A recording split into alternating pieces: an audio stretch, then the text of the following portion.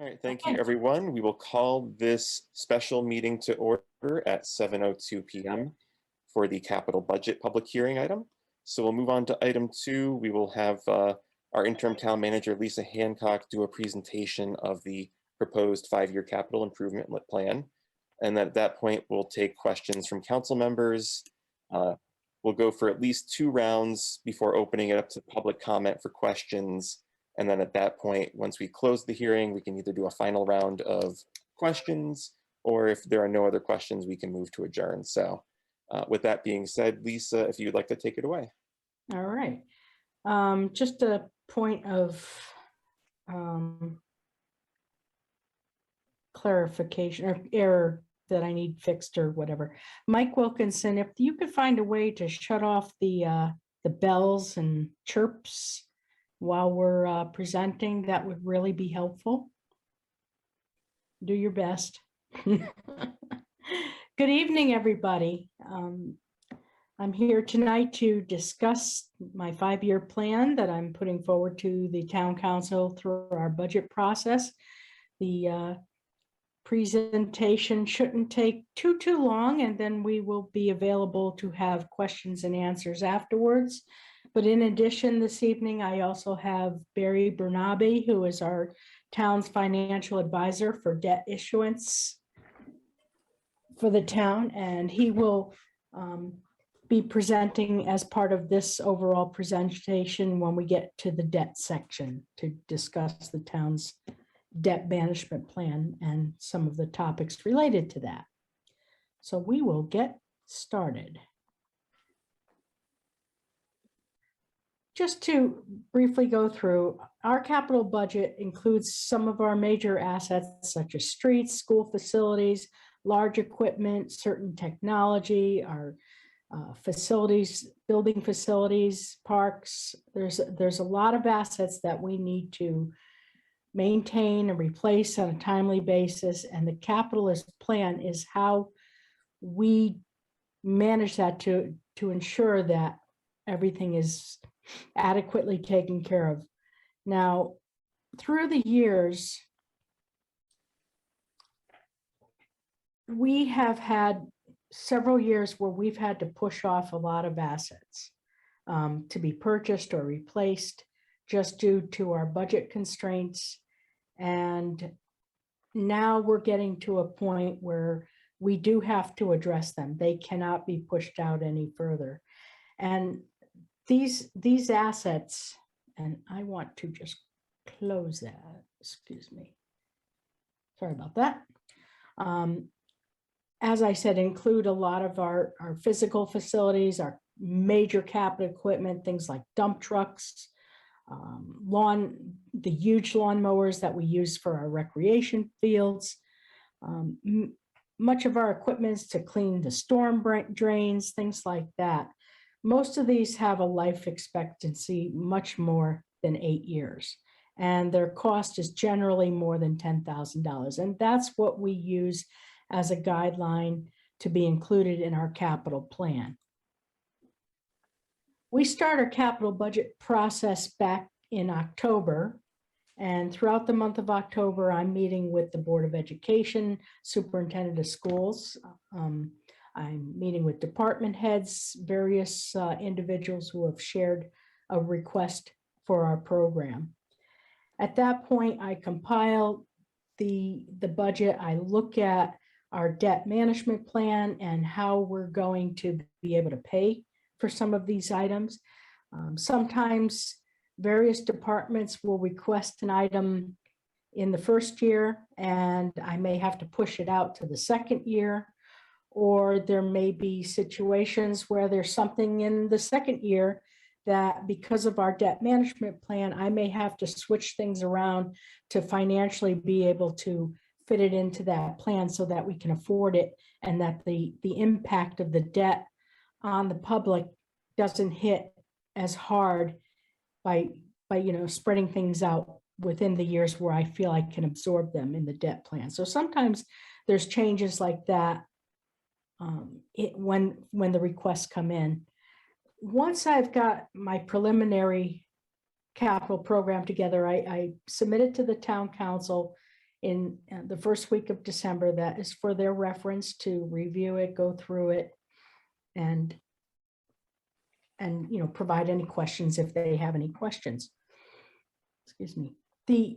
Tonight is our capital budget hearing. This is where we'll have the opportunity for not only the town council to ask questions, but certainly if the public has any questions, we certainly can try to respond to them, or if we can't, we will get your information and get it back to you or share it in some manner. Once we get through our capital program, I will be going through the budget in the next couple of weeks. I have been working on the overall town operating budget, and the capital program is part of that general fund budget. So once I put that budget together, I again look at the affordability, the impact on the mill rate, and as well as the need. A lot of our capital is prioritized based on safety, mandates, the need, and we look at all of those items. So the entire program will come through with my overall manager proposed budget, and that is due to the council on March 9th. After that, the town council will go through a whole deliberation process. They'll meet with department heads. They will go through the entire budget, including the capital program. And by March 29th, they should be making a vote to move that budget or a revised budget onto the referendum process. The capital program is approved as part of the referendum process, and that referendum will be May 3rd. So please mark your calendars to be able to go out and vote. We fund the capital program with a number of different revenue sources. One of the smaller sources is usually the general fund. We try not to impact the general fund with significant amounts. However, as I get through this presentation, you'll see how it's beginning to increase, but over the years, it has certainly decreased over time. We also have a capital non-recurring fund, and that fund is used by, if we happen to sell assets, we put any proceeds from those assets into that fund. If we have any other lawsuit settlements, things of that sort, those are deposited into the fund. At some point, once we get our debt to start to fall off the books and we get to a point where it's affordable within our budget process, I would like to start moving more money to the capital non-recurring fund. And of course, there would be less going to debt. So it would be a switch. There may be a possibility of lowering debt in the future as far as the impact on the general fund debt service, but also to try to put funds aside for the future in capital non-recurring, where we can at least try to do a lot more pay as you go for our capital assets rather than issuing debt for those items. But for the most current need right now, we usually issue non-referendum debt for many of the larger ticketed items. So we have the non-referendum notes or debt or bonds. We have the local capital improvement plan. We get those funds from the state, and those are for certain improvements to town facilities, infrastructure, things like that. There are limited programs that those funds can be used for. The town aid road grant is also used strictly for our roads and drainage needs. On occasion, we will have school construction. Birch Grove happened to be one of the biggest ones most recently, but there are other school construction projects such as roofs, things like that. And there's other state grants on occasion, such as our STEEP grant that we've had in the past. And those funds are also used to help pay for our capital projects. We have another fund called the Ambulance Reserve Fund. And every time our officers, public service officers, are out there responding to medical calls and emergency responses for those calls, a lot of funds will be recouped through the insurance claims and accounts receivable billing for those services to the person who they were helping. Those funds are deposited into a separate fund and are set aside to help replace our ambulances in the future. And there's certain equipment in the past that it has also been used to replace, such as emergency gear for the firefighters, things like that.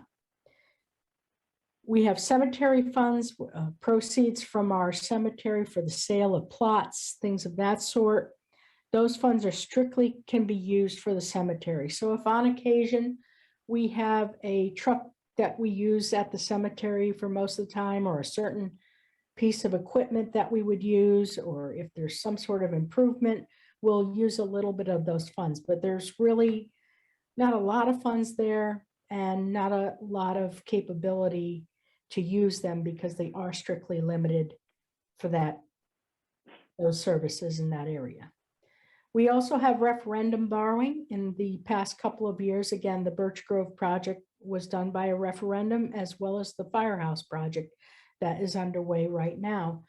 That's where we let the public decide, do you want this? If you do, then you will come and vote. And if it's a yes, then we move forward, and that's through a referendum process. We also have unallocated capital. There are times when there may be some projects that will come in, not much, but maybe a few $100s lower here or there. We'll reallocate it to other projects. That's very rare. Usually we're running right to the penny.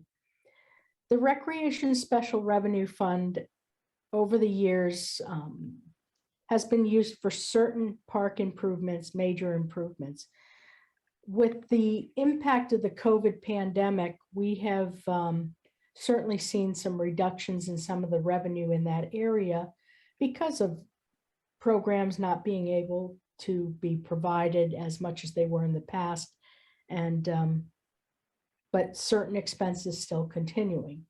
But there are some set aside to use some of those monies for certain recreational facility uses. Again, there's going to be more dependence on tax dollars or other revenue sources for a lot of our recreational needs coming in the future. And lastly, we have the Utility Reserve Fund. This fund was set up several years ago, and it is part of an initiative where we set aside funds to pay for a major energy renovation project throughout our school buildings. A majority of them were for the school buildings, and some were for the town buildings. And this sets aside the funds to pay for the debt associated with those particular that particular project, as well as providing some reserves where we can to, if there's any savings in one year from utility bills or any expenses that we may have to subsidize for the future, to kind of balance out the utility costs. We have a little bit of reserve in that fund to try to manage that. But also, if there's a significant amount, we have an ordinance in place that allows us to use some of those extra reserves to be able to do energy improvements in some of our facilities. And that's, certainly only available when we have those funds. This may be a little bit difficult to see, but this is just the overall year one. The entire capital program is online, and you could see all the separate items in the spreadsheets on the finance website, which you can get there by going through the departments page, hitting more, where you see the departments, and you'll find finance. But this is an overview of the year one of our plan for the current assets, which are just a little over $4 million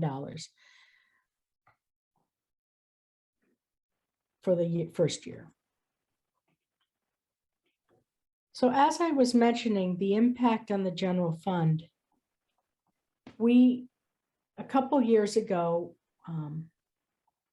are required to pay pursuant to an agreement that we have with the town of Vernon. They process our sewer sewage. And there's an improvement, and because of to the facility, because of our intermunicipal agreement, we are required to pay a portion of that debt. We are now at a point where it's going to be a level about $165,000 over the next 17 years. We have been slowly phasing in the impact of that $165,000, where we're using some of our general fund money and some of our reserves from capital and non-recurring. Again, we will be slowly phasing some of that in, and eventually the impact will totally hit the general fund in a few years down the road. This year, I'm using $255,880 for the general fund portion of the capital program for year one. $79,946 is part of that WPCA project that I mentioned to you. We have a rear loading dock at the Tolland High School, which is $10,000. I think I have a photo after this, which I could show to you how damaged it is, and it is a safety issue as well as being in need of replacement.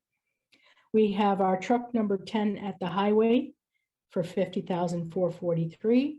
And there's also a shingled roof that needs to be replaced in our highway. We're going to use some general fund money and some grant money to take care of a total of $44,000 for that project.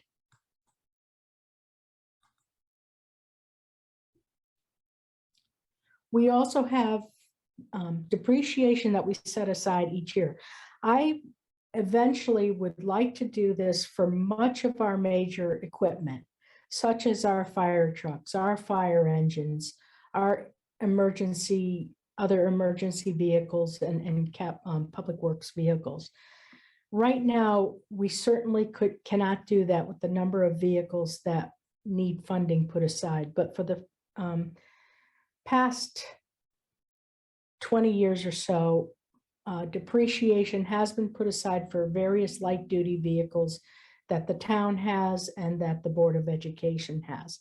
This year, you'll see that the amount of about $73,000 includes a catch-up provision, because in the past, we have been very fortunate that our fire association, who is really not a department of the town, we have our fire department, but our fire association does wonderful things in supporting the fire department. And over the years, they have provided the fire chief's vehicle.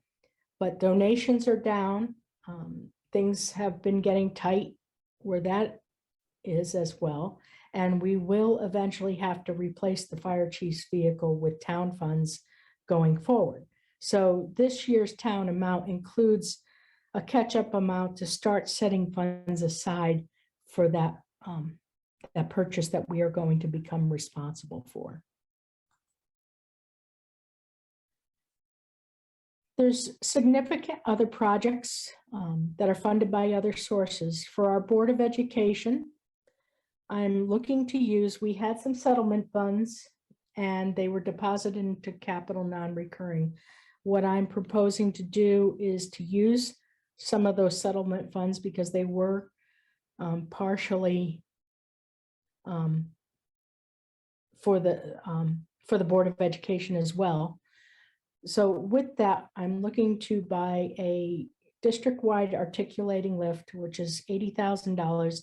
This was in their second year of their plan, but in order for me to move things around and make it all balance, I put it into this year. The new tractor, Birch Grove School has a lot more needs. They need a tractor to be working on sidewalk for the snow removal, some of the other needs on the lawn cutting, things like that, in the various areas that they're responsible for. And then there's also 2 floor machines that need to be replaced. There's some higher end items that we certainly do not have the cash flow for, and I'm recommended to be funding by non-referendum bonds. These 2 items for the conveyor, dishwasher, and sink station, and the oven steamer combo have been put off for a couple of years now. And it's to the point where they absolutely have to be replaced. As well as the track resurfacing for the Tolland Middle School. So those I'm proposing to be funded with non-referendum bonds. Our Parks and Recreation tennis courts on Old Cat Hole Road also have some significant repair needs. The total cost of that is about $82,000.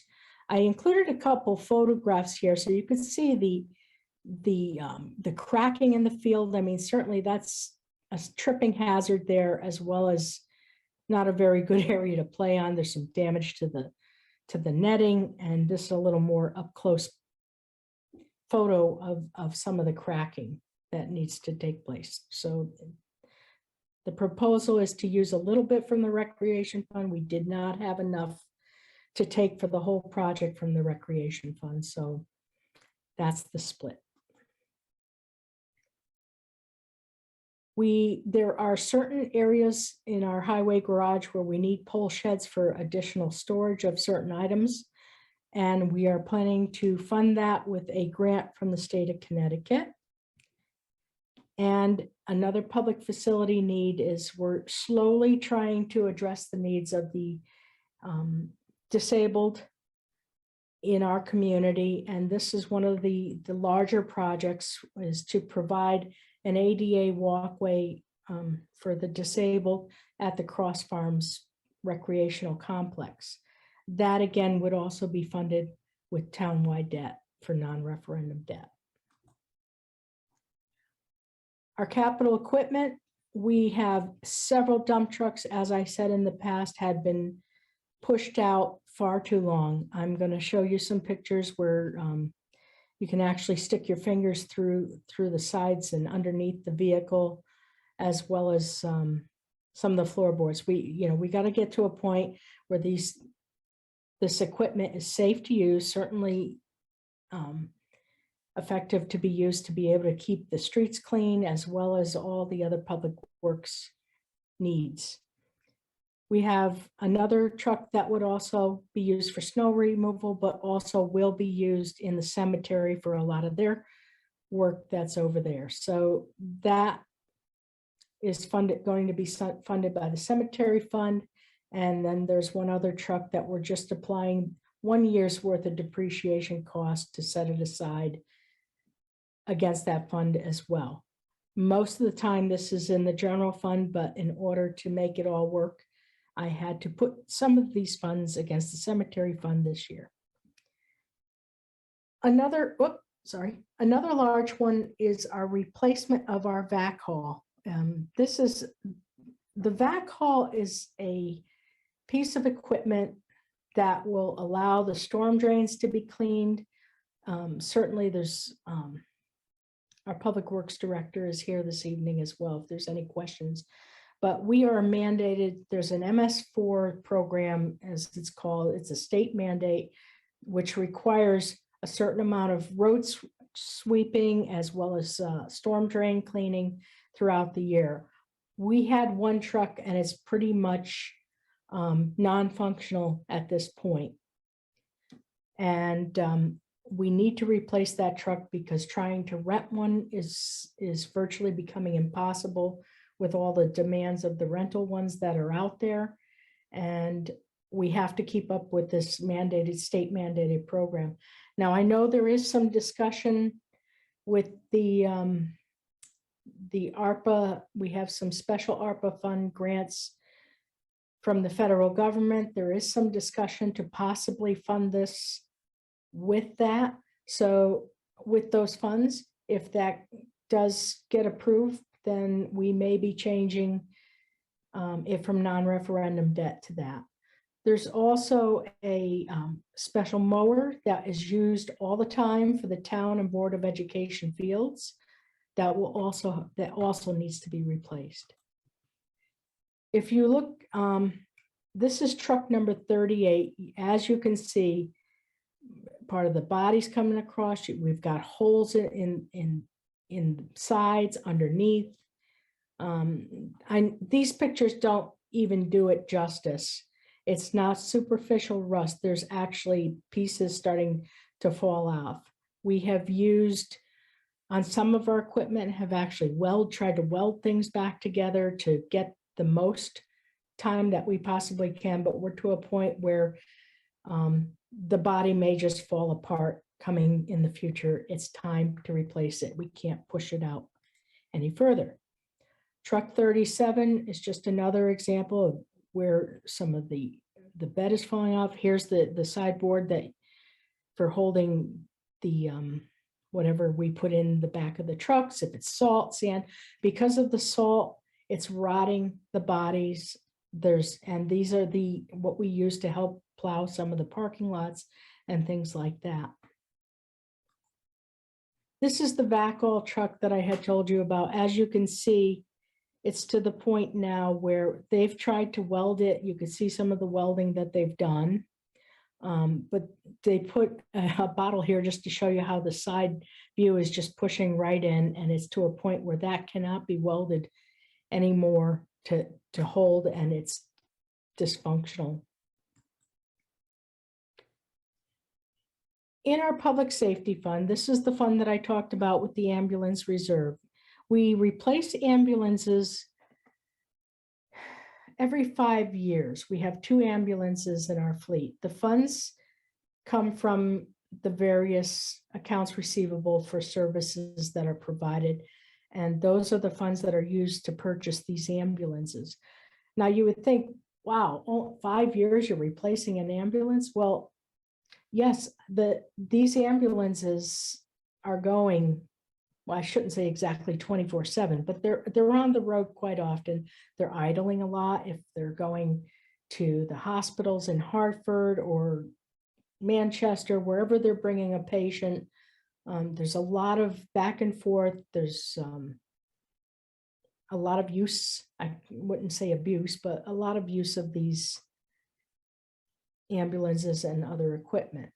Sometimes we will refurbish certain things. If we can take a body from part of the ambulance, take the chassis, move things around, we can sometimes turn those into other vehicles that need to be replaced within the fire department for other service vehicles and still have the other ambulances working. Not only that, there are certain requirements that have recently come into play with ambulances where there's certain OSHA requirements. I'm not sure if OSHA is the right agency, but it's a requirement of lifting. You need a certain type of stretcher that is electronically lifted because in order to avoid people from getting hurt from lifting patients up and down in and out of the ambulances. We also are trying to use some of the ambulance reserve funds to refurbish a 2006 engine tanker at Station 240. As I said, there's times where we will try to push our equipment as long as we can. We'll put some money into refurbishing it rather than spending $500,000 to $1 million to buy a new one. If it's something that can be refurbished, some things can, some things can't. We're also going to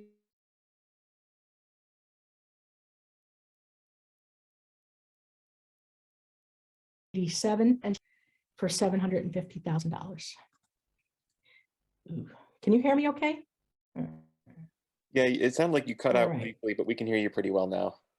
Yeah, it said my connection was unstable. This is one of the fire trucks for ET 240, the 2006. It doesn't show justice, but this is the underframe where it's falling apart and starting to rot away. it's certainly not superficial, and certainly if there's questions later, our fire chief is here. Public safety director is here to answer any questions. Again, this is the 1987 engine tanker. And some of it. I couldn't get all the pictures on here. I just tried to select a few that I could. Our public works, there's over the years, we've had an awful lot of gypsy moth damage, ash borer, some of the ash trees, and have caused an awful lot of problems with power lines coming down, road blockages. And each year we try to address as many trees as we can to either trim or remove what we can do. I'm funding that with a town aid road grant to try to keep that program moving forward. Our streets and roads, back in 2018, we did do a referendum for road improvements. We have a complete road management plan system that looks at the age of the roads and it gives like a rating, not like a rating, it gives a rating of those roads and what percentage of where they fall within a percentage of needing replacement. We try to address as many roads as possible. We put $1 million a year from our various grants as well as the bond funding to try to address as many roads as possible.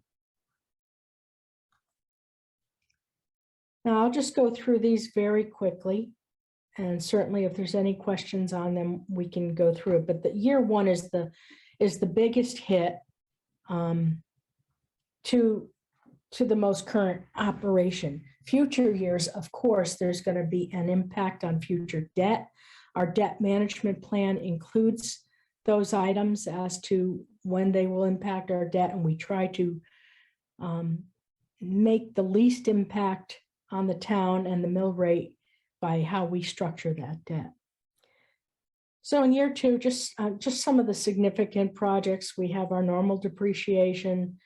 There's a couple of items at the Tolland Middle School for library and main office carpeting. We got the modular roof at Tolland Intermediate School for $45,000. We have, again, more of our frontline trucks needing replacement. These are frontline trucks for snow plowing, the major road work that we do. We have a street sweeper. The current sweeper that we have now is not working very well at all. We tried to contract out the services. It's very difficult to get a contractor because everybody else is getting the contractors and they just can't keep up with what needs to be done.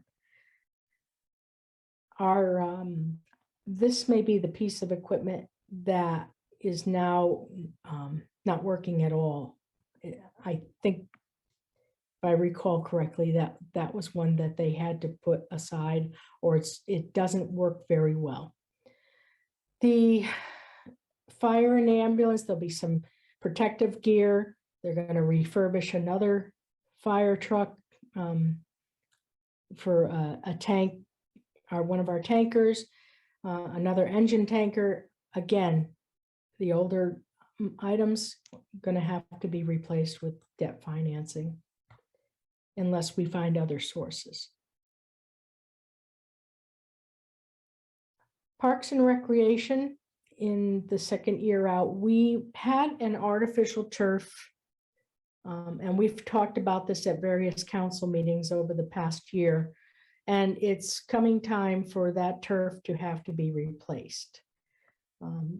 This is the year that is going to be considered. My recommendation right now is to use some money from CNRE, our capital non-recurring, and maybe issue some debt unless we find some other ways to manage that without having to issue debt. Believe me, if there's any way I can do that, I would prefer to manage it in that respect. Again, the tree trimming program, we're going to be using a LoSiP grant to put the emergency generator at the highway garage, which needs to be installed for, especially during the snow season, things like that. We have to keep things up and running in order to provide the services to the town. The arts building roof will also need replacement, and those funds are set aside at that time period. Again, drainage, road projects are normal, right around $1 million too.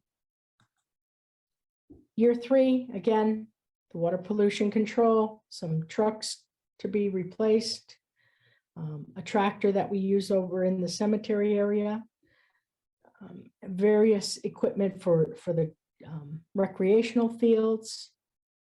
All those are in there.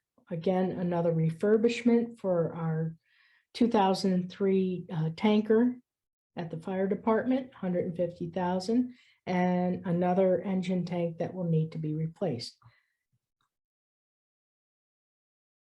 Parks and Recreation would like to put some new tennis courts in Crandall Park, hoping to finance that with partially a grant and some debt. Tree trimming, road improvements, a lot of this is just what we do from year to year continuously. Another major, one of our last facilities that are going to need to be addressed is our Parks and Facilities garage. There's a significant update. It's a metal building. Most recently, maybe a year or two ago, the roof collapsed from the weight of the snow and storms that we had. We did have the roof repaired, but the building is in need of some updating, as well as to provide storage for our tractors and grounds maintenance equipment, rather than having those out and about outside when they have to be. Year 4, again, we're looking to get a used grader rather than a brand new one. Roadside mower, that's our only roadside mower. It's to the point where it will need to be replaced in about 4 years out. And a chipper. Highway truck, again, it's on, we have a schedule, which I will show you. We have a whole replacement schedule as to when these trucks are expected to have to be replaced. Personal protection equipment, again, for the fire department, and a 1991 fire truck for Station 240, which is almost $1.4 million, maybe $1.5 million when the years go forward. But that will need to be replaced. Tree trimming, road pavement. Another thing that I will be proposing out in year 4 is there were so many items in the Board of Ed capital program that was presented to me. In this particular case, almost $6.6 million worth of capital improvements that are needed. There was no way that I can fit this in to the general fund all in 1 year to address the needs that were being requested. So what I decided to do was to recommend that in November of 24, that we go out for a townwide referendum, let the public decide if they would like to enter into a bonded project for these items, and try to get them all taken care of within the year or two after it's approved. We did this a few years ago and pretty much had finished up with most of the projects, which put about a $9.6 million, maybe less because Birch Grove was included in that and we didn't use those funds, for various improvements for the Board of Education. Some of that $6.6 million will be paid for with school construction grants, depending on what our reimbursement rate is at the time when we apply. And that would be used towards the Tolland High School roof. which, as you see, is about $5.5 million in year 4. Year 5, things are starting to slow down, but the pricing isn't. Again, we will have to replace a couple of dump trucks. They're from 2008. These, again, are main line snow removal dump trucks. They're heavy duty, and they'll be up for replacement. Couple of another ambulance replacement, and some rescue trailers. That's coming out of our reserve for ambulance. There have been requests for pickleball courts maybe at Heron Cove. I'm hoping to fund that with some grant, and there may be some other recreational grants at that time, and possibly referendum debt if we had to move forward with that. Another, again, at this point, we will have run out of the referendum money that was available for the $5 million from 2018. And what I'll be proposing is to do another $5 million bond referendum for road improvements, which we would spread out at $1 million over 5 years, $1 million for each for 5 years, to try to keep up with our roads. In this document, it shows many of our public works. This is our highway division. I'm not going to go through each and every one, but it just shows when they should have been replaced, or when they should be replaced, or when they will be coming due. It just gives the lifespan of how many years are left in it. And oops, I can't see now because that thing went in the way.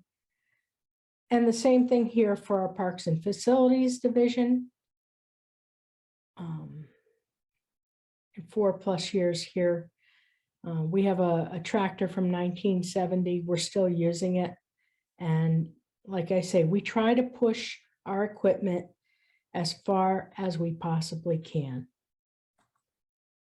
This is our town owned frontline apparatus for our public safety area and their replacement requirements. Okay, so just to show you, over the past 5 years, many years ago, before 2018, we had several $100,000, maybe closer to $500,000 in the general fund budget to address the capital needs of the town. That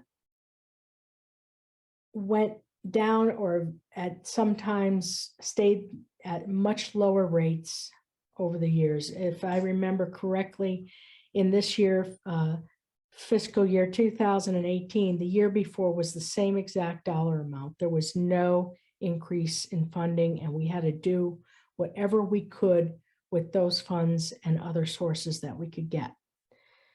The big impact starting in 2021, oops, that should say 22, I'm sorry about that, is where the impact of the Vernon debt started hitting the town. And again, slowly phasing it in where we were. Last year at the last minute, we were looking for some way to reduce the budget in this area, and we ended up bringing it back down, where we were at a point here where we thought it would help to start building it up, but we had to cut, I think it was about $30,000 or $60,000 out of here. This year, I'm proposing the $255,880, which includes the impact of the Vernon plant. This shows you for our capital program for next year, just how the funds are kind of allocated across the different areas. This here would be more of the Vernon debt is under town administration. You have some funds towards the Board of Education of about $367,000, various capital equipment needs, public safety. The big piece there is the fire apparatus. This would be for the tennis courts, for the Parks and Rec, the various public facility needs, and tree trimming and road management.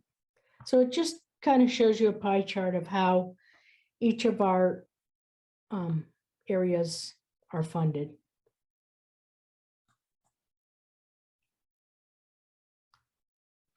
I know I've referred a lot to debt management, and several years back in, I forgot what year it was, many years ago, I recommended a debt service fund for the town, which helps us to put funds aside if there's certain savings in debt one year and increases in the next, money that we get from bond premiums. We try to use much of these funds to offset the impact of the debt on the general fund budget.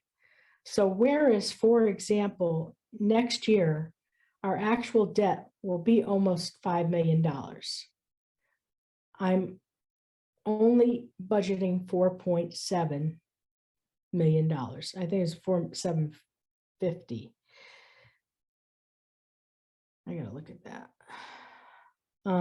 Okay, so anyway, what we will be using is some of the money from this debt service fund to offset the difference between the budget and the actual. Same thing here. When you see the negative, that means we will be pulling.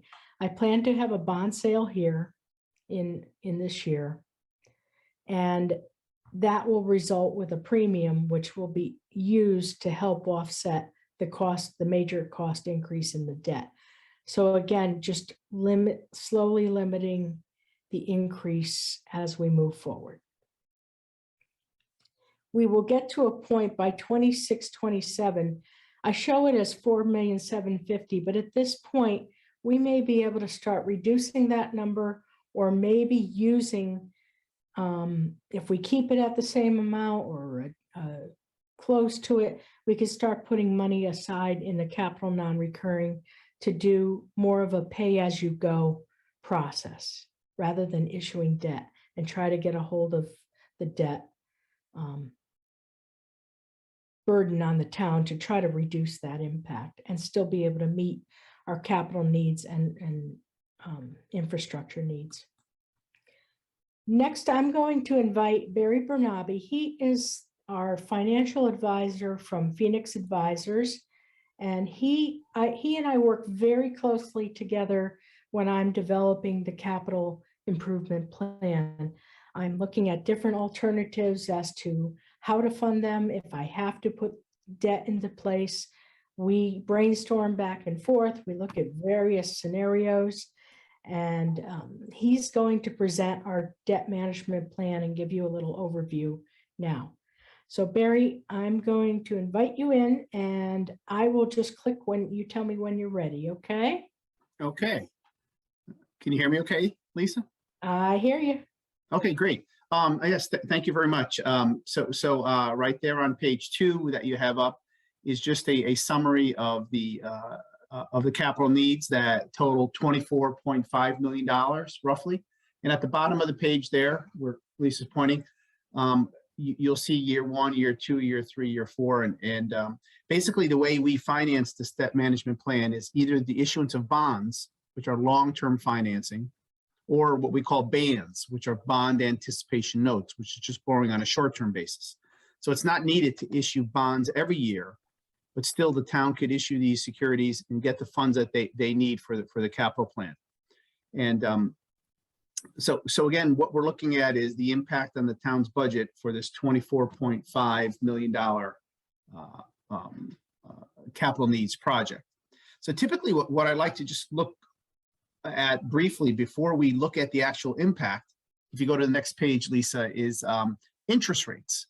So this is the first of 3 factors that we look at. Now, this chart on page 3 is a graph of the 10-year US Treasury bond going back 54 years. Now, the 10-year Treasury bond is a good benchmark for long-term borrowing costs. So the story here on page 3 is that As you can see, in 1981, interest rates peaked way back in the early 80s at over 16%. Since then, they've bounced around, but have generally come down. And they bottomed out back in March of 2020 at 0.45%. Since then, right where Lisa's pointer is, they have come up quite a bit. And just today, they went above 2%, the yield on the 10-year US Treasury bond. So the story here is, you know, from a historic perspective, from a 54-year perspective, rates are still very low, which bodes well for the town. However, as many of you probably know, inflation has really picked up recently. Interest rates are really moving up. The Federal Reserve has talked about raising rates 4 or 5 times this year. So long story short, rates are still relatively low, but they're really heading higher, and that could have a negative impact on the burden to the town if rates continue to increase. So that's long-term rates on page 3. If you go to the next page, Lisa, we see the other factor that goes into play. I mentioned 3 factors: interest rates, which are low but going higher. The other fact on page 5 is the town's bond rating. So this is very, very good news. The town is rated AAA by both Standard & Poor's and Fitch, which is amazing. I really think this is a credit to the town and to all the work that Lisa's done to get that AAA. I think the town is actually punching above its weight class. You have the same rating as Greenwich, as Westport, as Darien, as West Hartford, as Glastonbury. That allows the town to borrow at the lowest possible rate. Just like all of us, you know, we have a credit score. When we go for a mortgage or a car loan, the higher your credit score, the lower your borrowing cost. It's the same with municipalities. So congratulations to the town on these AAA bond ratings. So what factors go into determining this bond rating? If we go to page 6, you can see that there's 5 basic categories that determine your bond rating. The first is management practices. You know, the town's fiscal discipline and ability to plan and monitor and manage government finances. I think Tolland has one of the highest ratings for management practices in the state. They have a lot of adopted policies and procedures. You have a strong management team. So very strong on management practices. Number 2 is the economy and demographics. That's 30%. And number 3 is very important too. The town directly controls your fund balance, your reserve position, your rainy day fund. And this is one of the most critical metrics that the rating agencies look at. They like to see municipalities maintain an adequate fund balance level. Factor 4 is debt management. That's directly controlled by the town. And the 5th factor is long-term liabilities, pension and OPEB. OPEB is really retiree healthcare costs. So the town is very strong on all of these. Again, I still think it's punching above its weight class because the demographics, even though they're strong in Tolland, you know, they're not as strong as, say, a Glastonbury or West Hartford or Greenwich. One of the tricky things that I get concerned about with fund balance is a lot of towns, if they draw down their fund balance too low, it's likely that a town would get downgraded. So what I attempted to illustrate on page 7 is what would happen if the town were to lose its AAA bond rating. So the debt management plan is looking at borrowing $24.5 million roughly. The first column there in the middle of the page is with your AAA, the rate would probably be about 2.25. If you lose the rating and get downgraded to AA+, your borrowing cost would go up to about 2.4%. So that AAA rating over 20 years would save the town about $514,000 in lower borrowing costs. And that savings would accrue every time the town does a bond rating. The town would save more. So again, with the AAA, you're borrowing at the lowest possible rate. And if the town were ever to lose that AAA, your borrowing costs would definitely go up higher. So sometimes if people say, hey, listen, what's the value of the AAA, it does have an impact. So we talked about interest rates. We talked about the bond rating. And the third factor that we look at before we look at the debt impact is what I call the foundation, the town's existing debt service. So those bars on page 8 show the town's existing debt service payments by fiscal year. So what's different about that, or what's good about that, is you can see the town's debt service drops off each year. And that's amazing. So unlike my mortgage payment, which is flat each year, the town's debt service drops off. So that allows the amortization to mitigate any new debt that's coming on. So Lisa and I work quite a bit, and that red line up there is a benchmark that the rating agencies use. It's really 10% of the town's budget growing at about just under 1% a year. So if the town's annual debt service were to go above that line, that would be a negative. But it's below that line, which is a positive, and the space between that red line and where your actual debt is what we call debt capacity. That doesn't mean you should borrow, but you can borrow, and your debt could go up to that line with probably no negative impact on your bond rating. So we talked about interest rates, the bond rating, and the existing debt service. So there's a lot of spreadsheets that go into this that I'm not going to bore everybody with, but we show a graph here. And again, you see the blue bars again are the town's existing debt service. The $24.5 million are those red bricks that we lop on top of the existing debt service. And that black arrow is basically the town's current debt service budget. Now, as Lisa mentioned before, it's a great positive. You look at that and you see some of the current debt is above what you're budgeting, which is unique. But as Lisa mentioned, because of the innovation of that debt service reserve fund, you're able to pay debt service that kind of goes higher than your actual budget.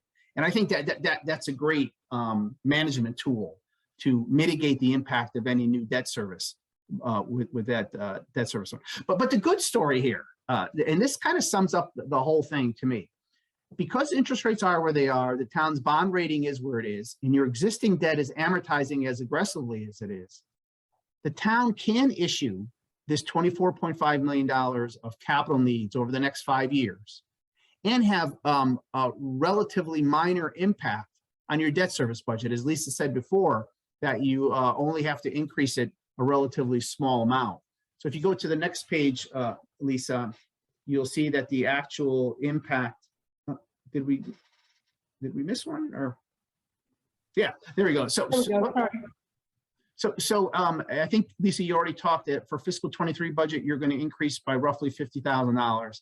And I think maybe there might be another increase of another $50,000 in the following year. And then basically everything will stay flat or start to decrease in 27. So when you think about this in a while, you know, when many other communities come to me and say, listen, we're thinking of borrowing $24.5 million.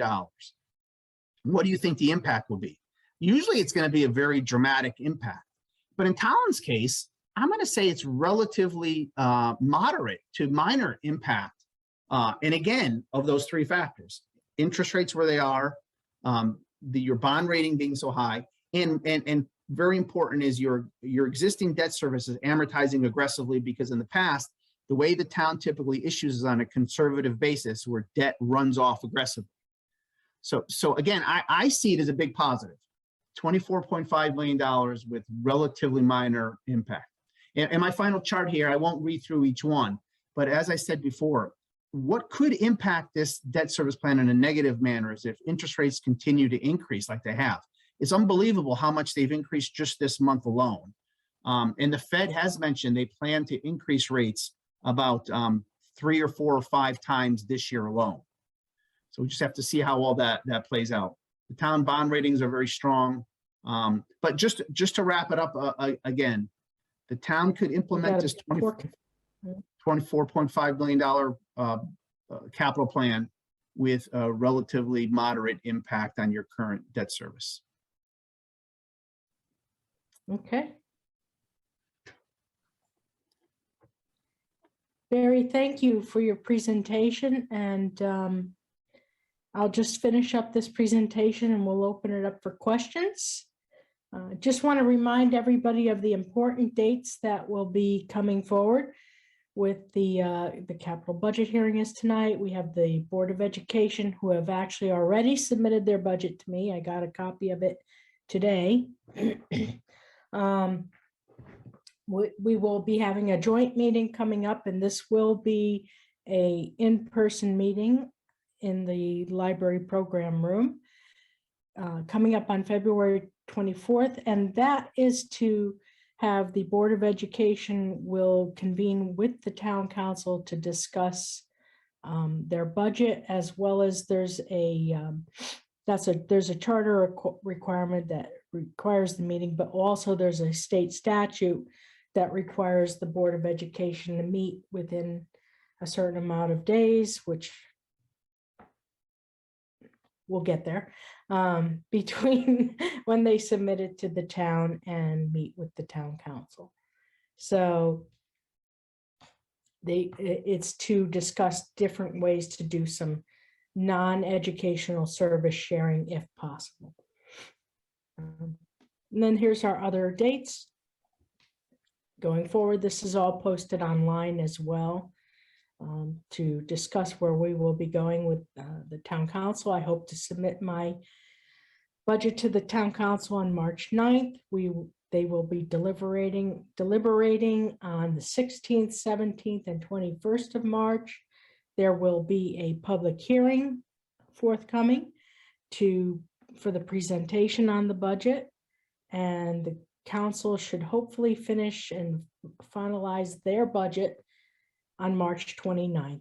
And then we will have our annual budget presentation and the annual referendum on May 3rd, and hopefully have a mill rate established by May 10th. So at this point, I'm going to stop sharing my screen. And there is everybody. Wow, hey y'all. All those friendly faces have shown up. Yeah. And I would like to open it up for questions, or actually the town council being a public hearing, I think you have to open the public hearing at this point after I've done the presentation, or did you do that in the beginning? So I think for the process at this point, Lisa, we would have questions from counselors before we open the public hearing. And yeah, at the beginning, I kind of put forward an idea that we would go at least 2 rounds for the council, then offer an opportunity for the public to speak. And then if there are additional questions at that point, we would have the council go further. Just knowing that we've already gone about an hour through the meeting, I just want to make sure if there's any members of the public that want to speak, we don't belabor too much. But if there are any counselors that would like to speak, if you want to raise your hand, the raise hand icon. I do see that Vice Chair Regan, followed by Councilor Luba, and then Councilman Murray are currently recognized. Very good. Thank you, Mr. Chair. Thanks for that presentation, Lisa and Barry. I did have a couple of questions about debt. I heard a lot of non-referendum budget items in the presentation. So my question is, my first question is, what's the maximum bond issue that does not require a public referendum, or what level do you have to cross to have a bond issue that requires a public referendum? There is a, oh boy, I have the charter requirement. It's a certain percentage of our grand levy, and I think, let me just pull out my paperwork here. I think it's 3 or 5% of our grand levy. I'm sorry, I don't have it right at my fingertips. I don't think it's necessary for you to take it out right now, Lisa, but really what I was getting at is, how close are we to that level with the non-referendum budget items you have in your plan?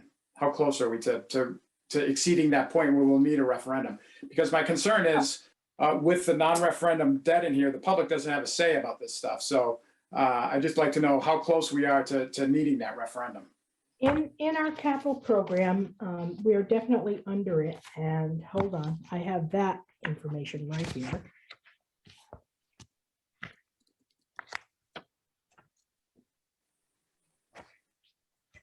If, and this is also all online. If you refer to the first year of the program,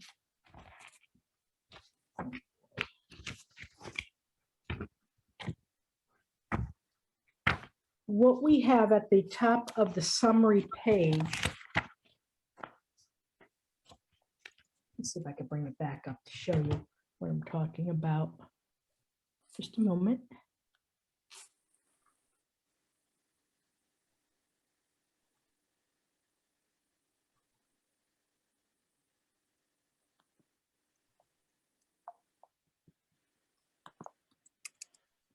Just a minute, just so I could try to show you for the book here.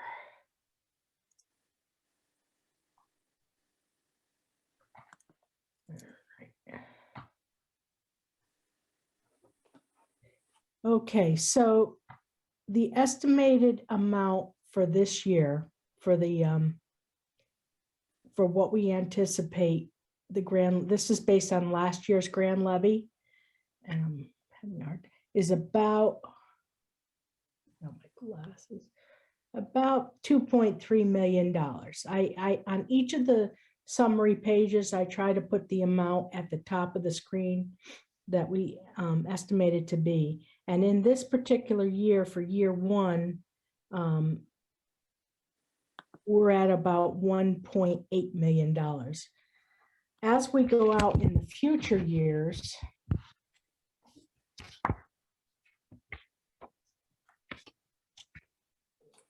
here. Year two, again, is about 1.7. So at a 2.4. So in the first few years, we do come very close to that amount. As the years go out in year three,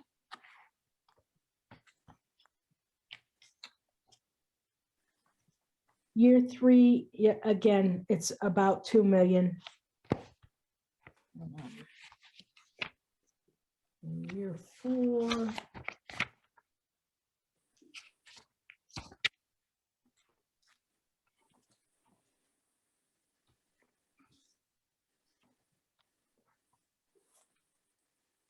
Sorry, all the pages are.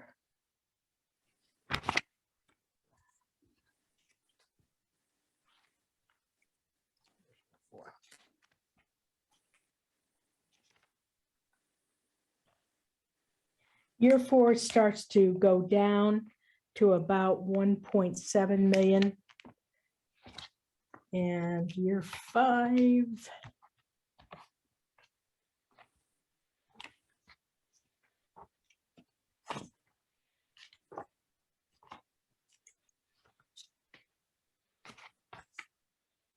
Year five, it goes way down. We're only at about $500,000 in year five. So it's the first 4 years are running fairly close to that amount. There will be items in some of those years that will definitely go to referendum because they are beyond that percentage limit of the grand levy. And I am going to get rid of this page now. Okay, and then, thank you. Mm-hmm. And then on slide number 47 of Barry's presentation, it shows a declining debt service over the years. And my question is, are we being overly optimistic about that? Yes, yes, that slide right there.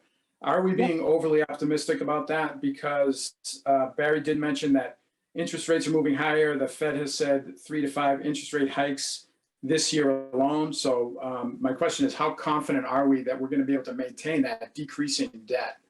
Because it seems to me like it may be a struggle to maintain that. This is 100% confident because this is locked in. This is our existing debt service. So this is a definite going to happen.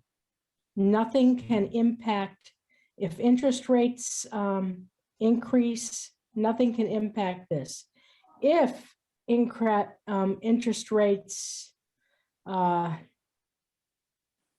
should decrease, then we could look at other things such as refunding debt, depending on the law that that allows us to do that. Right now, there's some limitations, but at this point going forward, that's locked in. What Barry was talking about here on the next slide, and I could let Barry chime in if he'd like.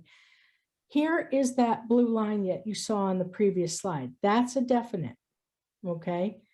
The $24 million impact are these little checkered lines or brick lines here. You will see that it is going to add to that. That, depending on when we lock in the debt, that can fluctuate depending on where debt goes and when it's issued out in future years. So we're planning on issuing the debt. If we go back to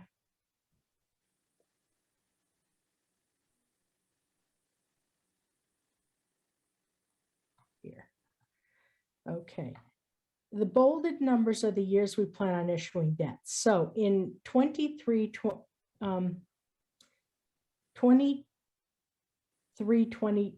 23 is year one. We will be refunding some notes that we had from the current fiscal year, as well as issuing some new debt. So we will be issuing about $10.5 million relatively soon within the next fiscal year. So hopefully we can catch on while rates are still fairly low with this next debt issuance. The next year out would be a small issuance of notes because you certainly want to make it the cost involved to issue debt issuance and all that. You try to bulk it together as well as how you're spreading it out for the future impact. So we do plan 3 bond issues. The latest one will be out in year 26, 27. There will be some note issues that will usually have significantly lower interest rates than long-term bonds, but you cannot permanently fund debt with bond anticipation notes. That's what they are. You're anticipating issuing bonds in the near future. So here we will probably, unless things go crazy within the next year, still be able to enjoy some pretty low rates. In these 2 issues, I know Barry in the debt management plan did include some potential increases in the interest cost, but Barry, I'll let you speak to that if you'd like. Yeah, Lisa, you hit it right on. You're absolutely right. The existing debt is locked in. Those blue bars are not going to change. If anything, they'll go down if there's a refinancing opportunity. But really the risk is, you're absolutely right. And those the red checkered portion, those proposed bond issues we're looking to do, if interest rates continue to rise dramatically, those red brick bars could go up higher than what we have illustrated here. And again, as Lisa said, we did assume interest rates would rise, but nobody really knows where they're going to be in the future. And if they do increase dramatically, yes, that could mean instead of increasing your budget by 50,000, you may have to do it by 75 or 100,000. But we have to take that as it comes. Okay. Okay, very good. Thank you. And then just one more question about debt, Lisa, and then I'll yield the floor. Back when we were talking about the WPCA and the repayment process that we have with the Vernon upgrade, it said something about if there's any potential changes in the debt repayment plan, what could possibly happen there, so we can try to avoid any bad surprises in that regard. What could happen there that would change the repayment plan? For the WPCA for Vernon? Right, for the plan upgrade? Yep. Right now, I have been told that they're really, that our impact should be this amount for the next 20 years. I think that's pretty much locked in at this point. Okay. Now, All right. So unless they are able to refinance in some way or not, but I think they're using some state funding, clean water funds, which is at a very low interest rate on that loan. okay. So So I don't think there's going to be a big impact regarding our payments going out. The next 17 years should be locked in at this amount here. okay. So no negative consequences coming from any repayment. It could potentially go down maybe if they get some sort of Yeah, grant, that I kind don't of know thing. if they're gonna, yeah, that could happen, but right Okay. now, that's where we're at. Okay, very good. That's it for me for now. Thank you. Okay, Thank you, Vice Chair Regan. Councillor Luba? Thank you, Mr. Chair. Lisa, if you could leave that up, because I'm going to be, please, oh, just yeah, because I'm going to be asking some questions I think would be helpful. absolutely. And then, I'll wait for you to finish that because I just have a question. And it goes more towards Mr. Chair as well as Ms. Hancock. Are we, as we have had in the past, are we still looking at doing independent meetings with the various department heads to discuss their specific budget proposals? Or is this just going to be, one night, everything going, just so I know how much in the weeds I need to get with some of my questions? Are you talking about the operating budget or capital or both? Both. Okay, we will be having this series, there will be 3 budget workshops coming up in March. Okay. And, there'll be a presentation. I will have the various department heads who, I'm trying to see if I can find that schedule here for you. We will have the various department heads available those evenings that we will be presenting each of their budgets. They will be available for questions and answers. And, but certainly if you have any questions regarding any of these capital items, they are all here tonight and willing to address any questions you have. All right. Well, I know since it's a public hearing, I mean, it's something that I'll try and keep on the higher level. And then if there's any other specific questions, I'll direct them to you, Ms. Hancock, through Mr. Jones and Mr. Reagan. So, all right. So thank you for that. That going on the high level again, and this would be more directed probably to Barry, if he can just sort of address it. I'm looking to have things put in like basic terms because I'm a basic guy and I really need to understand things on a basic level. Putting in terms of our rating right now, as far as a AAA rating, I know that you sort of put it as far as a credit score, so say putting in terms of running a business. Could you sort of explain that as far as how if we lowered the credit credit rating, as far as how that would how that would affect us if we were running like a business or running like just family operations type of thing? Right. Well, just first, I mean, having a AAA, the town is currently in a very prestigious position. There's not many AAAs throughout the country. So besides just losing that highest spot, as I said, the most direct impact would be a higher borrowing cost. So if the town were to never borrow in the future and the town were to get downgraded and you never borrowed again, I don't see any financial impact. But like I said, if the town's rating drops, the town's borrowing costs would increase, and that would cost a higher interest cost over the term of those bonds, as Lisa has on the screen. So that's the issue. All right. Yeah. So putting in terms of what we've had, and I mean, I would agree with Mr. Reagan, where I'm concerned about a lot of the non-referendum debt. So that debt is still something that, even though it's non-referendum, and even though it's not going to vote within the town, that's still debt that we're issuing. Correct. Even if it doesn't go to referendum, it would be debt that the town would issue, and then you have to pay interest on that for the next 20 years. Right. So then putting that in perspective as far as what we've been talking about, and sort of building on what Mr. Reagan had, where if our bond rating drops if for any reason, say that that we're not paying we're not reducing our current debt payments, or we're not reducing our current debt sufficiently, or not fiscally responsible, which I don't see that with Ms. Hancock continuing to operate with what she's doing and keeping an eye over what's going on. But if that were to happen, then any new debt that we had, that would affect our interest rate, so that we could be paying a higher interest. Is that correct? Yes, absolutely. If the rating drops, your borrowing costs would increase with the lower bond rating. Yes. Okay. And then sort of compounding that is the anticipated interest rate raises, where, as you said before, that the Treasury has already indicated that, to control the stem of inflation that we're currently experiencing, that they're looking to raise the interest rates 3 to 5 times over the next year. Is that's what that you've heard as well. Is that correct? Yeah, absolutely. So even if the town maintains its current AAA rating, it's likely to incur higher borrowing costs, just simply because the overall level of rates are expected to go up quite a bit this year. All right. So even if we keep our outstanding rating that we have right now, we're still going to be paying more, most likely, for debt that we incur over the next year to 5 years. Yes, it appears to be that way, unless something dramatic happens to change that. Yes. Well, from your mouth to God's ear, let's hope. But so, I mean, so that's my concern, is that if we're looking at taking on this debt, that we're looking at possibly paying more, just because of the natural occurrence of things with the economy the way that it is, and the Treasury's predicted or projected 3 to 5 increases over the next year to 2 years.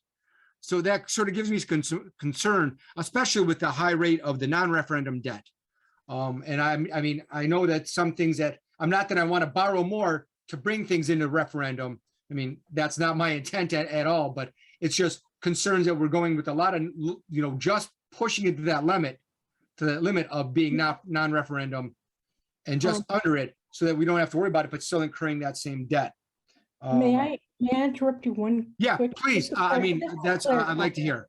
Because it's kind of giving the wrong impression of what non-referendum debt is.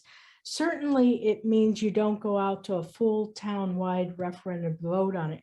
However, the public still votes on the capital plan and the general budget during the May referendum. So if there's something in there that they're not happy with, they have the opportunity to vote yes or no, as well as sharing their concerns during the budget workshop or throughout the budget process, either sending concerns directly to the town council. At this point, to me, they could share it with the town council, but the public certainly does have the opportunity to vote on the budget. So I don't want the public to feel that because it's non-referendum debt, there's nothing they can do about it, because certainly they can. They do have a voice. No, I mean, and thank you, Ms. Hancock, because you made my point directly. That was the next point I was going to make, is that by doing this, if the only way that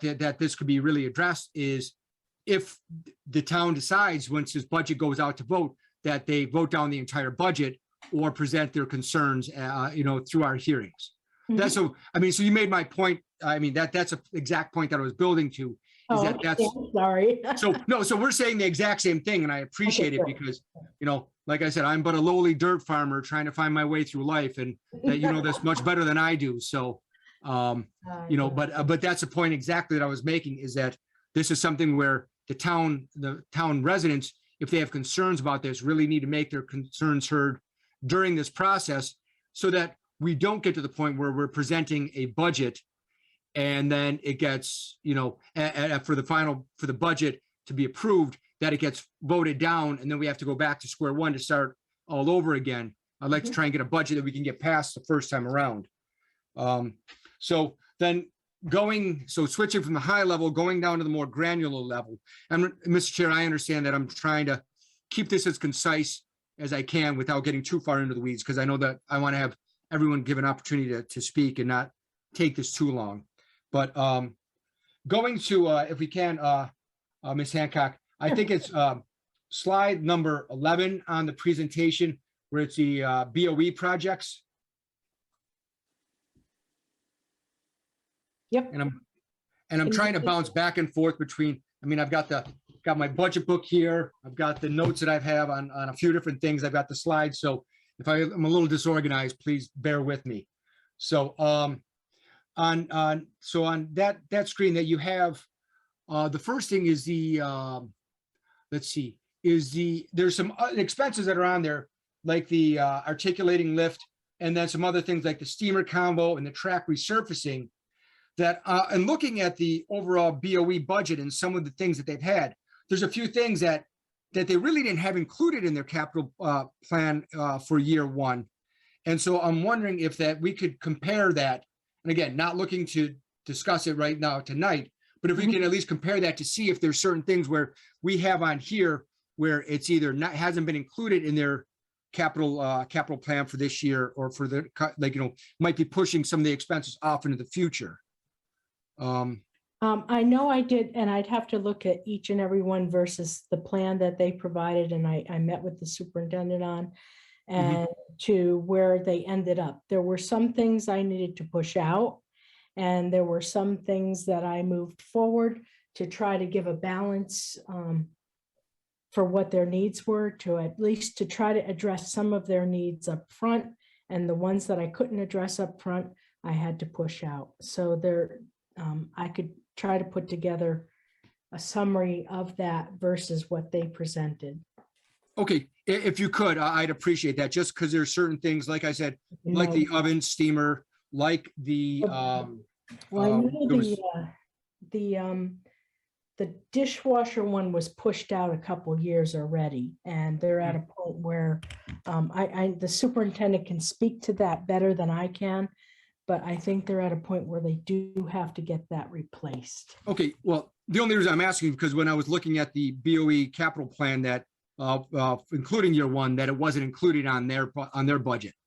So if it's something that was, after discussion, was added, decided to be added back in, I just was looking for clarification on that. I will take a look. And Okay, awesome. And then, let's see, there was then, also, what is it? The, articulating lift. I think that was something that, that there was a question about that. And of course, I can't find my note on it right now, so I'm sure I'll probably come back to that again in a second. last year, Peter talked about it in the budget Right. hearing regarding the need and all that. No, I remember that. I remember that he was discussing that, and that's why that, again, it was a matter of whether or not they had it on this one, on this capital plan, or if it was one that they could push out. Well, I think the Board of Ed may have pushed it out to year two, where last year, I think it was a request for last year's budget. Okay, And then that got pushed out. So it's, a lot of this happens where a lot of these items get either pushed out or taken off altogether. And there were certainly a few that the Board of Ed requested that I said to Walt that I think this is something more appropriate for the Education 1% fund and really shouldn't be put into this fund. okay. I appreciate that, because that's one thing that we need to look at as well. The other one was also, there is, what is the 2012 F1 pickup from the Board of Education that they're asking to replace that, but it's, so that's one that was on theirs, but not on here, as opposed to this being on here, but Right, because that really was supposed to be replaced last year, actually. And I've been trying to work with the superintendent and Peter from their facilities area to coordinate the purchase of that vehicle, because that was supposed to take place already. okay, awesome. Let's see, then, just going ahead, I'll go in order as far as the slides. Next one would be on page 14, the slide number 14, the VACOL. Is that something that, I know that we've discussed it before when we were talking about the ARPA funds? Have we found out any more about that regarding whether or not ARPA funds will be available based upon the MS4 program?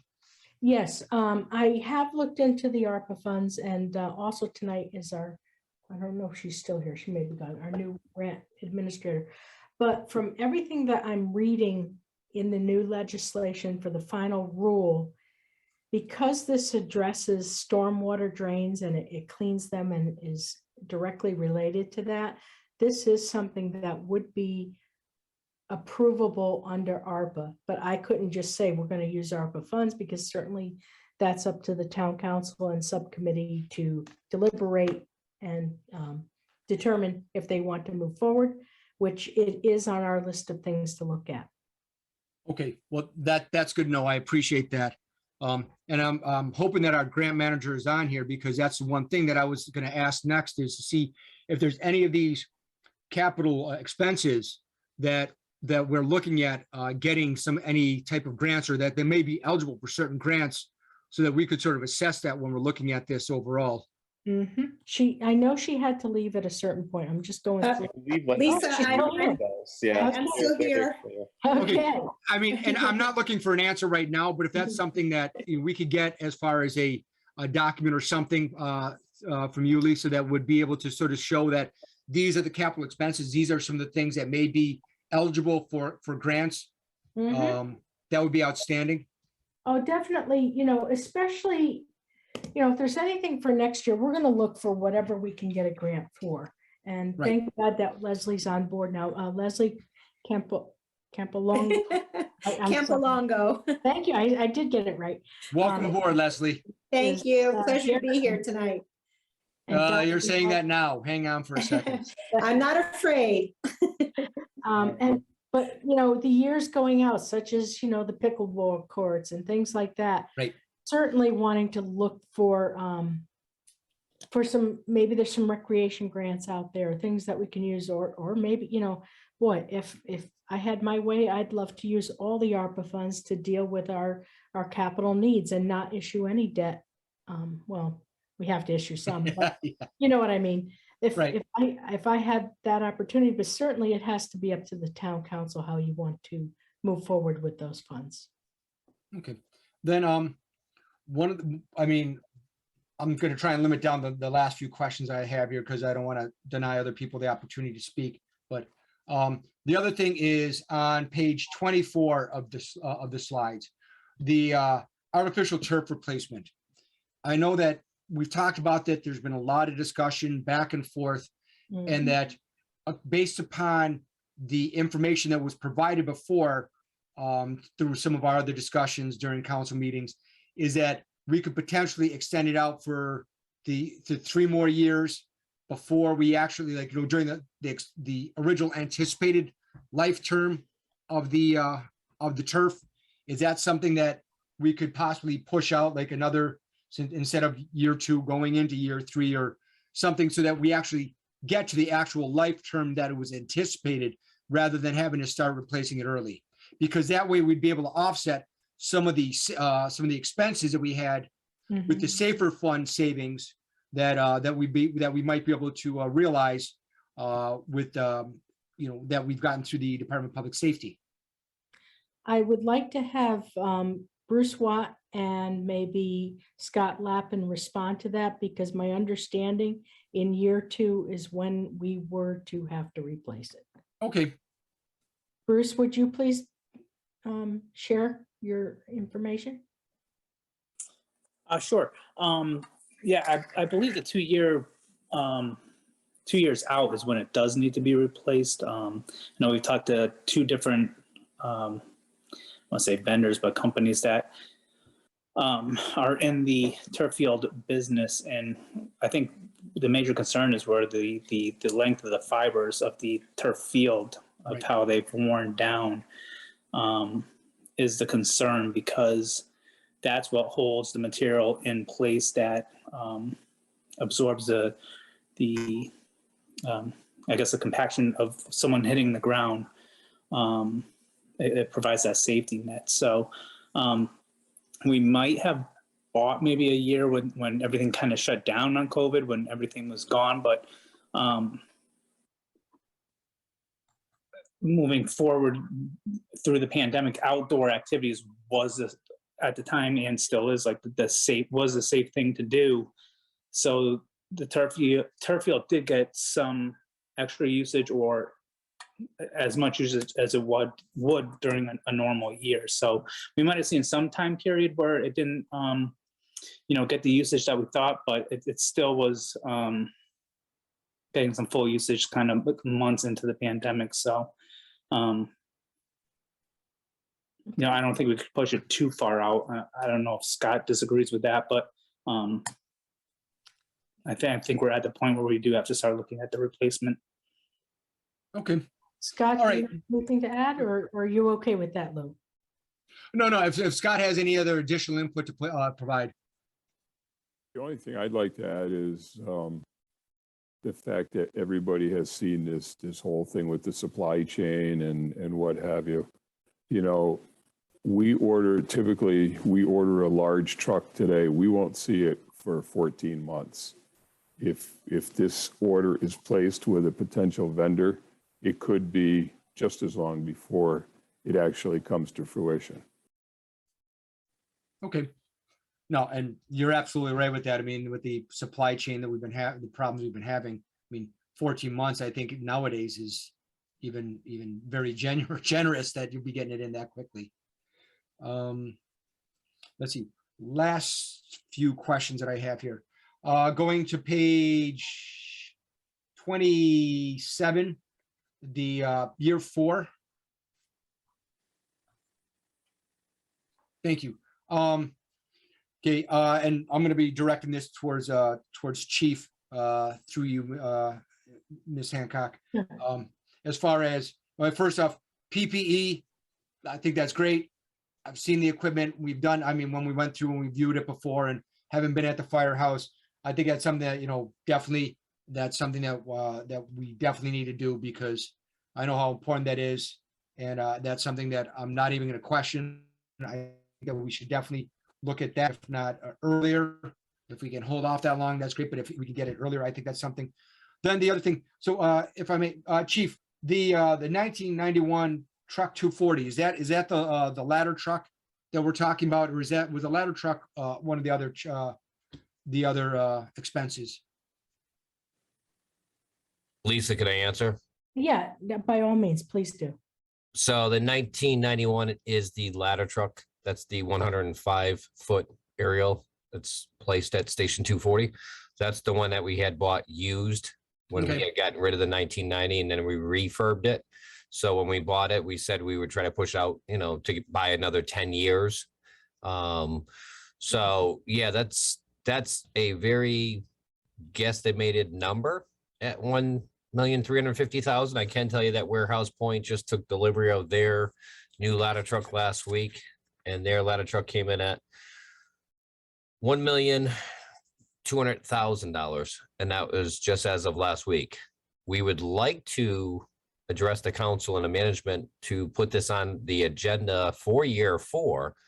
I would encourage the council and the residents of Tolland to either look to see where we place our ambulance funds and reserve funds, to place a placeholder, because in the next 3 to 5 years, the fire summit that I've been talking about, of fire departments merging or closing or coming together, I'm pretty confident we could end up buying a used aerial ladder from another state and putting some refurb into it. But as of right now, the used fire market has also seen a huge increase, just the same as used cars and trucks in today's society. So I would encourage, right now, I've been watching for the last 8 months, and there are some nice trucks out there that if I had the dollar in my left hand, I would buy it, because it would be a huge investment for the community.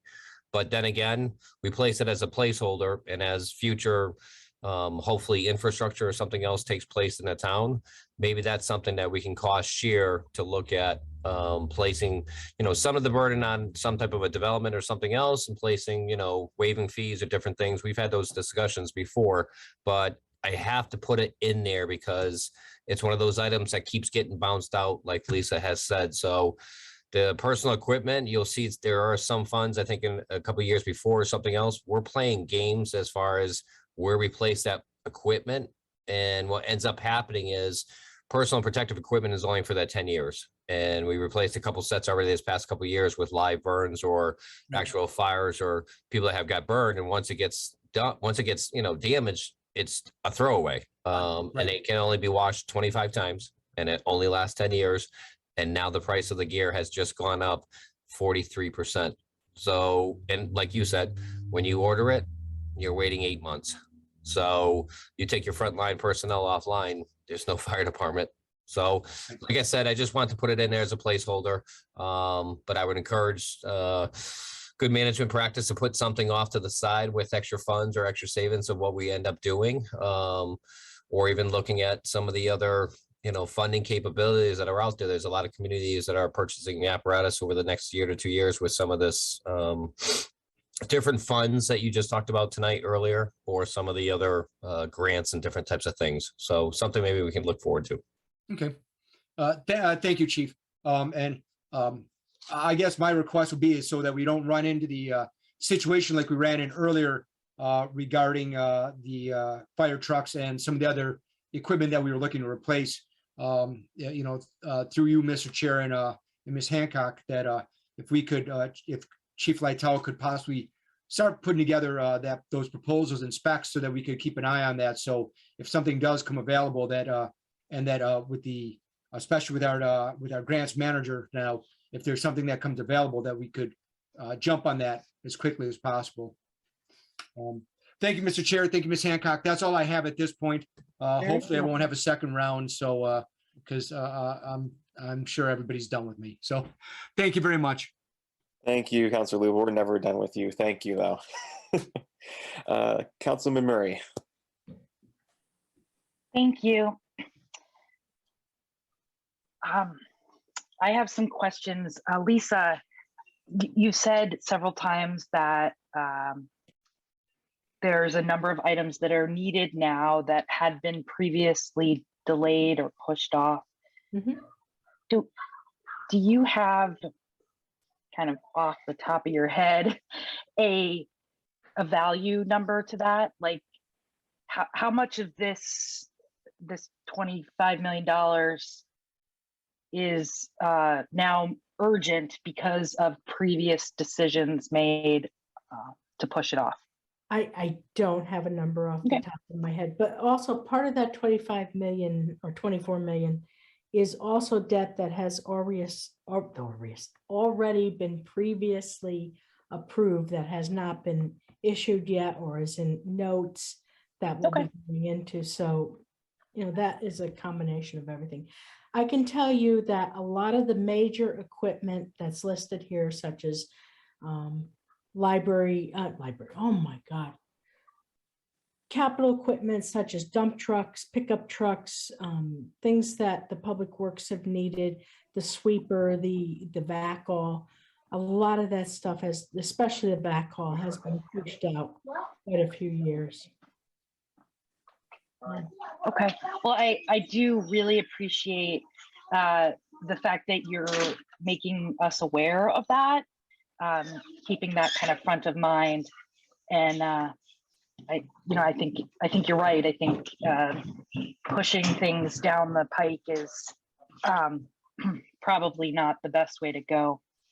Unfortunately, I think the powers before me also had, the challenge of trying to create balance in their budget proposals, and it's never an easy process. It's not that they were being irresponsible or negligent. It was just the choices of, do you do this or you do that? And can you try to squeeze more out of it? Well, yes, we certainly try to squeeze more out of it. And now we're at a time where if we squeeze any harder, it's falling apart.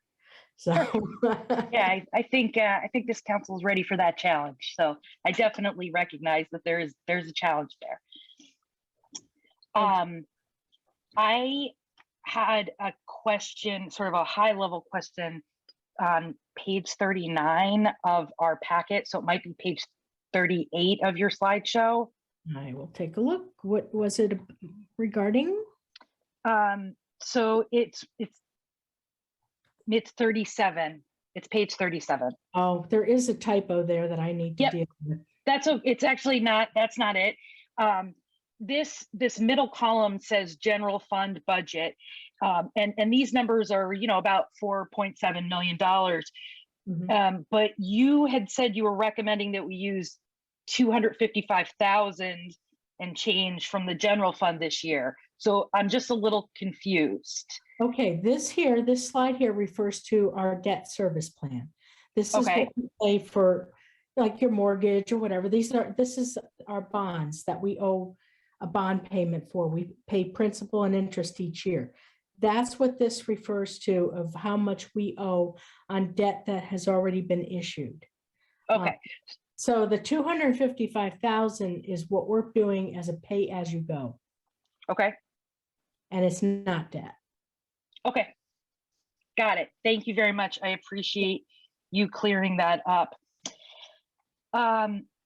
So I have a couple of kind of policy type questions. The first one is how does the town decide what gets on this list and what doesn't? It's a good question. First of all, each of the department heads will bring forward what their needs are. And we try to look, number one, at, is it a safety issue? No, is someone going to get hurt using this existing equipment? Because if so, that's a number one priority, because you don't want anybody getting hurt.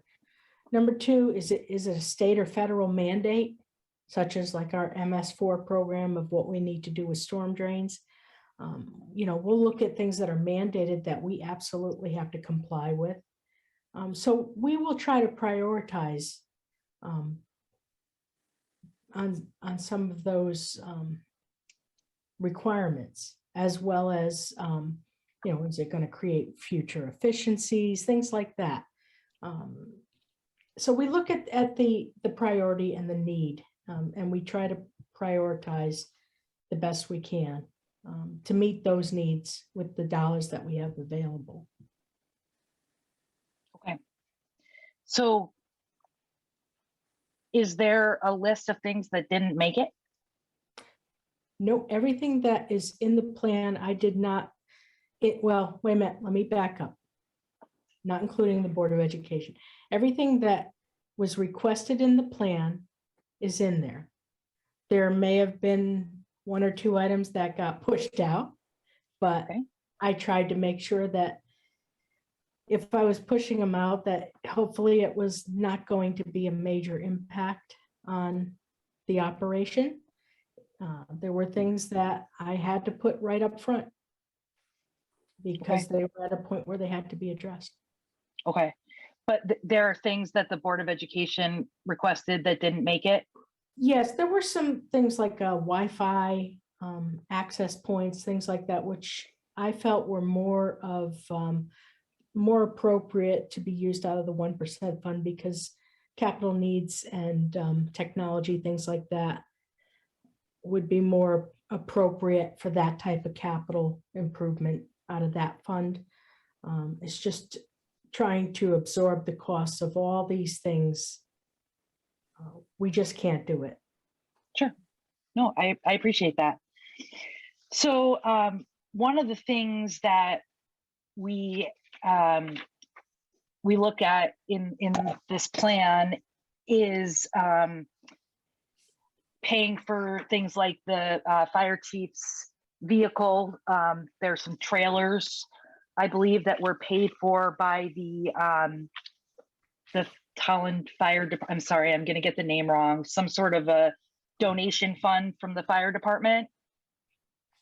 That's correct, right?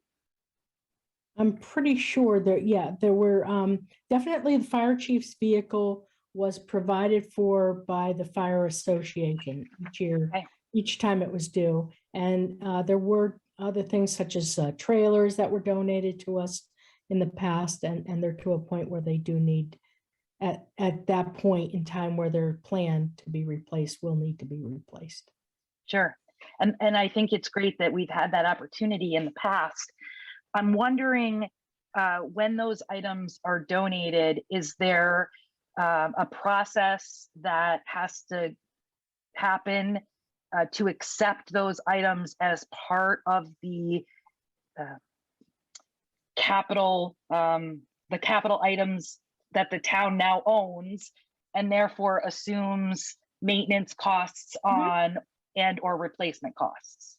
Yes, there are agreements that are put into place, and the chief could, when it comes to his, mostly his equipment or the things that he's had donated over time, especially the chief vehicle. But yes, there are agreements in place that, the town needs to insure the vehicle.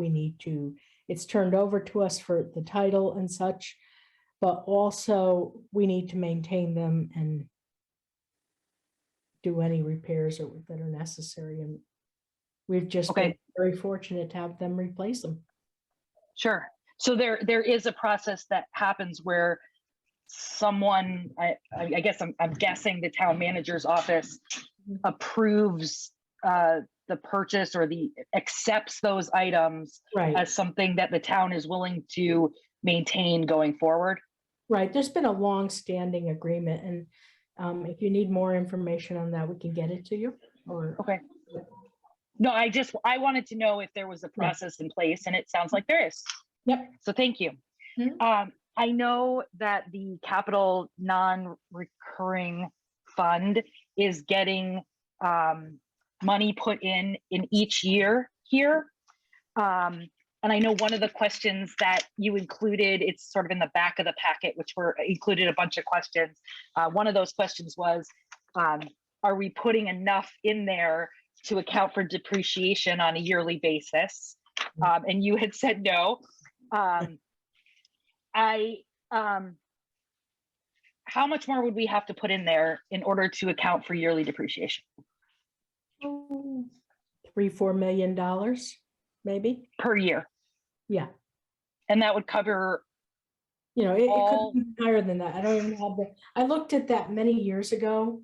yep, And it was in the millions, and there was Okay. just no way. Yep. And that would cover, every piece of equipment, Sure. every fire truck, everything. okay. And I noticed that in year one, as you explained to us, the fire chief's vehicle went on to that. So there was like a catch up, I think is how you phrased it. Right. I also noticed there was another item that was also put there.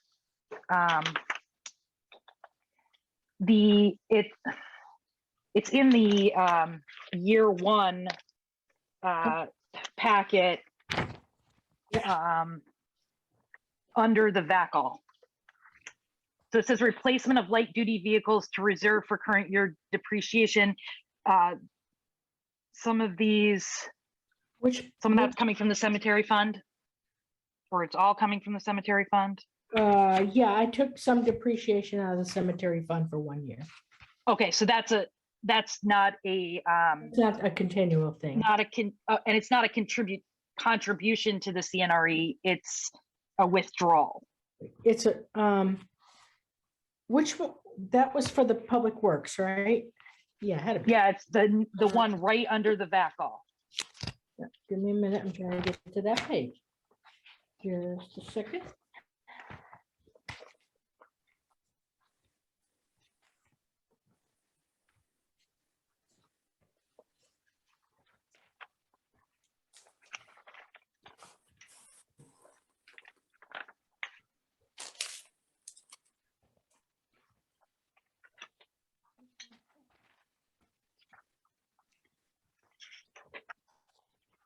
Sorry about that. Okay, here it is.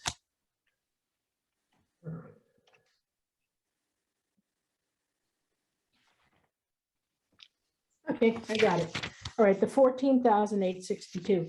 That's for the 3 pickups for the parks and facilities, the highway supervisor, and the operation manager. What we do is we depreciate the value of those over the years so that there's enough money set aside to buy them as a pay-as-you-go basis when time comes around to replace them. And then when those trucks, if they're still reasonable to use, they will be moved into the operation where older, junkier ones will go, but we really don't have that availability at this time.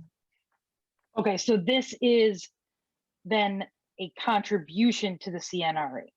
No, that is, we're taking money from the cemetery fund. It has nothing to do with CNRE at all.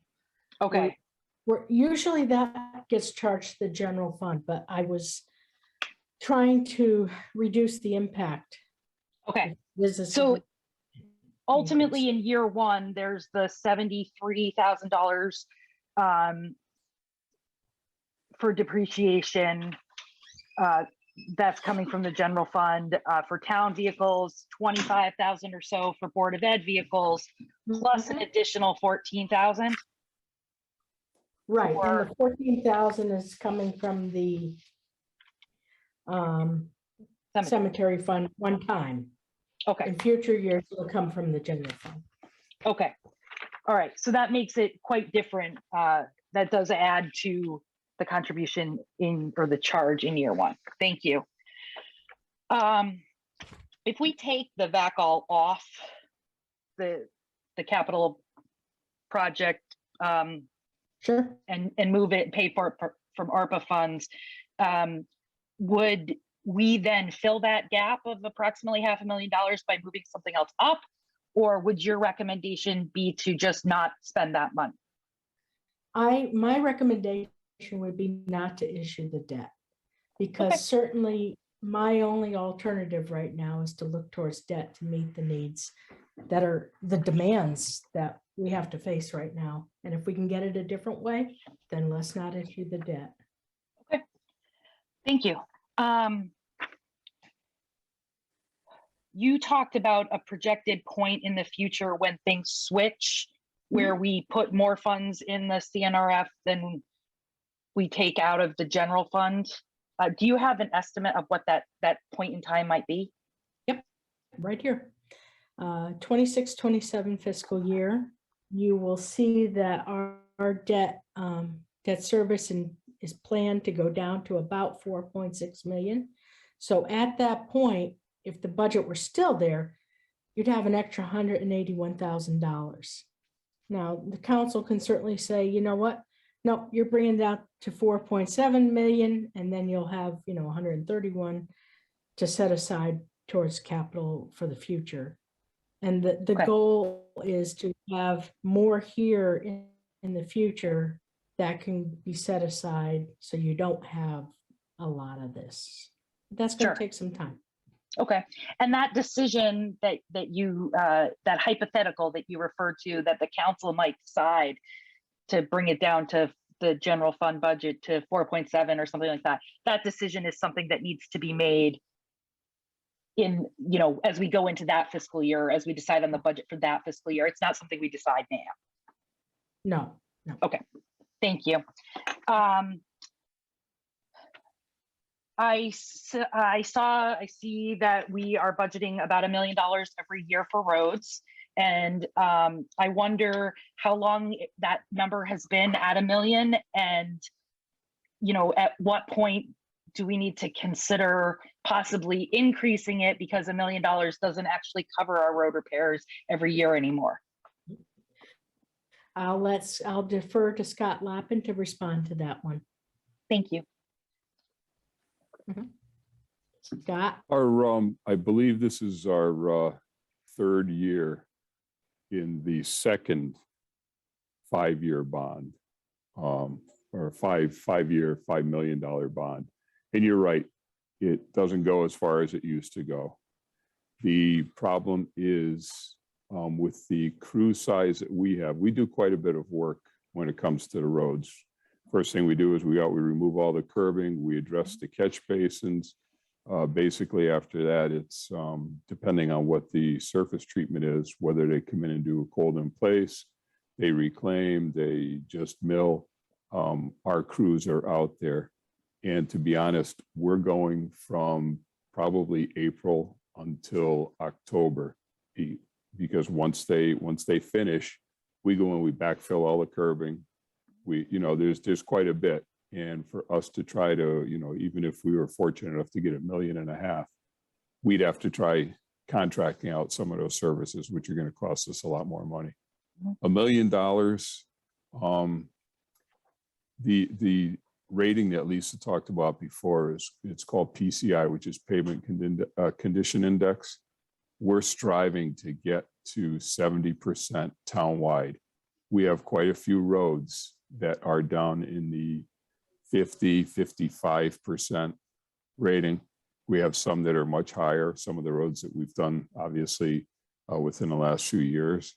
And I'm not knocking anybody, but the way I go about doing a road, I look at it as, yeah, it might cost us a little more now, but it's going to last us, 20 to 25 years. If it's in a neighborhood, probably 15 to 18 years if it's an arterial road. But realistically, I don't think we could handle more than $1 million a year unless we looked at contracting a lot of it out like some other towns do, and they make it a turnkey operation. Okay. So I hear you say that our crews can't handle more work than the $1 million budgeted every year. Does that meet the needs of our roads? Are we keeping up well enough? According to the engineering firm that we had come in, they were pleased with the progress that we've made. They provide us with a 5-year plan. And we have been completing, for the most part, their plan and picking away at some of the roads that were neglected from the past, 10 years or so that got skipped because of whether it was funding or whatever the case may be. But we have been making good strides to, continue on. If I had to guess, I would say after we finish this 5 million, one more after this, we might be close to that 70%, but it never stops. That they course. continue to deteriorate. So, yeah. Of course. Great. Thank you very much. That was incredibly helpful. I really appreciate that. Just a few more questions. The new highway garage has a generator in this plan, Lisa. Does that mean that the new highway garage building was built without a generator? Scott, can you? It currently has a generator, but my understanding is that generator is dated back in the early 60s. Being a facility that has our only fuel source, and that's not just for our trucks, that's for the fire trucks, that's for the school buses. We really need to have something that's much more dependable than something that's, 50 years old, 60 years old. It's rather antiquated. It should be, we have to go out and start it, do a transfer switch. It's not like it's an automatic transfer switch. It's well outlived its life, let's put it that way. Okay, thank you. And I saw in this capital budget that there's money in there for an ADA walkway at Cross Farms, which I think is a wonderful idea. Is there a town plan for addressing ADA accessibility? And it has like a list of needs and priorities? This will be discussed going forward. We did try to look to see if we could have included it with the Miracle League contract that we're working on for engineering, but it wasn't feasible to include it as part of that particular plan. But certainly, as we start moving forward with the needs of the various areas, we will look at how we're going to budget for looking at accessibility. So how was the decision arrived at to put this pathway in at Cross Farms? I know that, I'm not sure if Beverly is here. I just saw Bev raise their hand. I think they got Perfect. themselves to the top. Thank you, Beverly. Beverly, can you respond to that? I Hi. lost you. Oh, there you are. That decision was made primarily by residents in the area that were contacting us. There was a gentleman in a wheelchair. There were some residents that were using walkers that wanted to go up the hill to see their grandchildren play. So it was kind of, that generated a demand. And I did try to go after a conductivity grant, and unfortunately we were denied that opportunity. But great. Thank you. It's always great to hear that we're doing things based on resident requests. Oh, I like that. Thank you.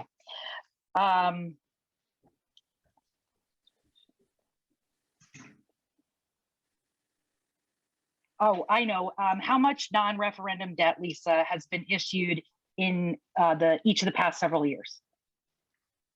Or in general, are we on track similar to the past years, or are we talking about issuing more non-referendum debt than in previous years? I think we're fairly close. We always come very close to what the limit is over the years that I've been here.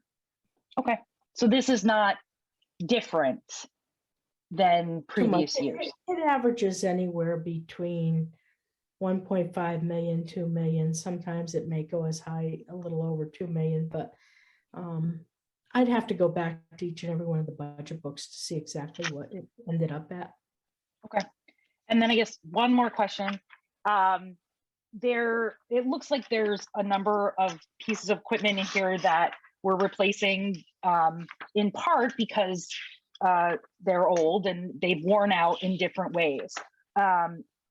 Is there a plan to ensure that we invest appropriately in routine maintenance of these items going forward? Scott, you want to talk about the highway maintenance and how we Sure. continue to do that? A few years ago, we put on a brand new addition down at the highway garage so we could keep all of our vehicles, our primary vehicles inside. By that, you saw the request for pole sheds. The pole sheds are to go out back to give basic cover to off-season vehicles, if you will. When we built that, we also built a state-of-the-art wash bay. It's not something you go in and throw a quarter in and wash a truck. The guys, the crew goes in and wash. They hand wash all these vehicles. They have 2.5-inch fire hoses in there. Chief Lytle and his crew has his crew come down and wash fire trucks. And now it's very difficult for salt to find any place to hide on our vehicles. That being said, something that's been on a road for 2 or 3 years and it has already started corroding, we can't reverse that. But we are going forward. We now spray all of our vehicles, the undercoating, with this stuff called New Hampshire oil. It's a penetrating oil. It keeps the bodies from rusting, but we also come in, like I say, these trucks are washed. If we have a stretch of 2 days where we don't have any events, we have every vehicle in there and they're washed thoroughly. Great, thank you very much. Thank you, Mr. Chair. That was all my questions. I appreciate the time. Thank you, Councilman Murray. Councilwoman Yudichak. Hi, everyone. Lisa, thank you for the presentation, and I think his name was Barry for talking about those last few pages, which helped me a lot.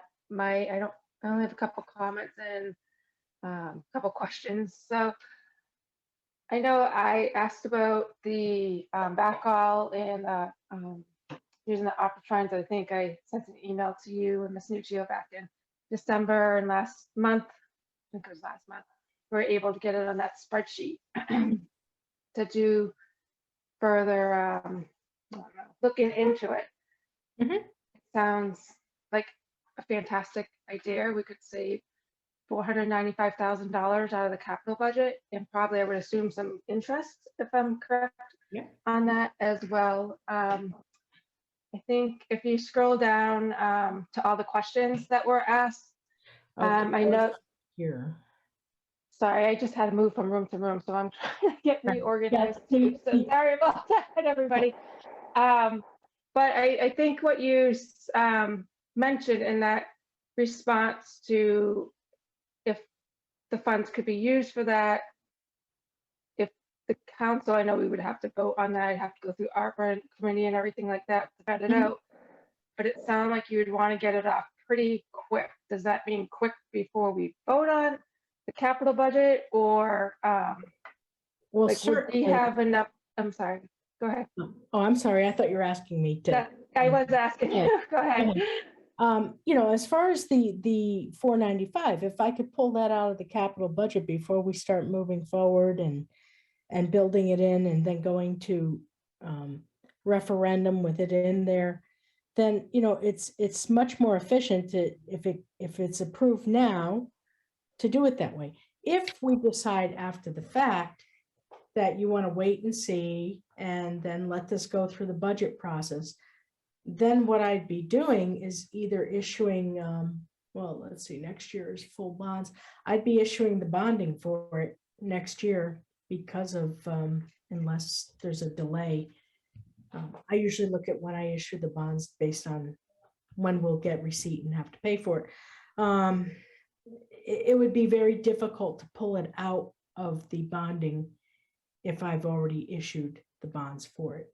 If I've issued notes, you can change it around. You know, we could look at how the debt is structured.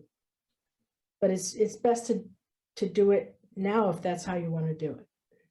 So what would that, I guess I would have to, Lisa, maybe the chair could explain, like, so how would, when you say now, like, how would that work? Would you need it, like, council members tonight kind of do a straw poll on that, or, and then send, have a council meeting and then send it to ARP? I'm not sure, because it's kind of like, like, I'm just wondering what that process would look like, because I think it's a great opportunity to take off $500,000, because the town's expected to what, about 4.2 million over the next few years. And I know we're going to be using it for other things, but Sure, and that's going to be all up to the council how you want to do Right. that. March 29th is when you do your final deliberation. I would hope by that point in time that the council would have voted to say, hey, let's remove that and let's send it off or have ARPA discuss it, bring it as a proposal, and then ARPA, the town council can decide at that point, do we want to do this or not? Again, if we were to wait, there's a whole referendum process that, not referendum, a bond issuance process where we have the lawyers draw up all the information, and that's very costly and time consuming. So if I don't have to include it in there, it's going to save the money, the town money for bond issuance costs and everything else that has to happen. okay, and I think that was just my biggest one, clarification. I did want to say, Sammy and I did go on the tours of parks, public works and parks and fire stations, and especially with, I mean, all the trucks seem to be in bad condition, but especially the couple at the rec department. I just couldn't believe, I don't know which truck it is. I think it's both of them, Scott, that it was disturbing. It was rusty, the bottom, you had holes. I mean, I don't know. Seems like it would be a safety issue, and I'm not sure why we've waited so long to have to do everything so quickly. So, you know, I think having those tours really do more than looking at these pictures. Oh, absolutely. The pictures do not do it justice. And I just tried to put some in that I could. Yeah. But it I've doesn't- had, if I can just add, I've always started my budget presentations as it's my job to tell you folks what we need. It's your job to come up with the funding. And unfortunately, you know, 5-6 years ago, there were years that I only got $150,000 for capital equipment. And you can see you can't buy 2 trucks. You can buy 1 truck for that, which then just pushes everything further down the road. And that salt is not very forgiving. It just continues to eat and eat. Fortunately, most of what you and Sammy saw were on the bodies of the trucks, the dump bodies, which, you know, we've welded and welded, and they're at a point where there's really nothing to weld to. It's at also, you know, you saw the cab mounts where the backs of the bodies or the cabs of the truck are rotting out. We've pushed them as hard as we can. We've tried putting sheet metal in places to keep them from being dangerous for people walking by them, people washing them. But unfortunately, I can only purchase what I'm given money for. I do appreciate all the departments doing as much as they can to make things last as long as possible. And I also want to comment on the Parks Department. I was so surprised on how small that garage was, and that you guys actually have to eat lunch on basically plywood above. I mean, that made me sad to see our departments having places to look like that. So I guess I don't really have any other questions at this time. Katie and Lou and John asked all great questions. I think that's all I have for now, Steve. Thank you, Councilman Yudichak. Councilor Khan.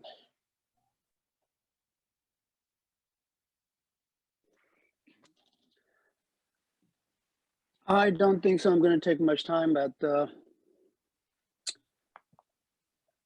I guess everybody asked the same question and I will not repeat it. Lisa, whenever we do a referendum, how many percentage of people shows up and make the decision for the whole town?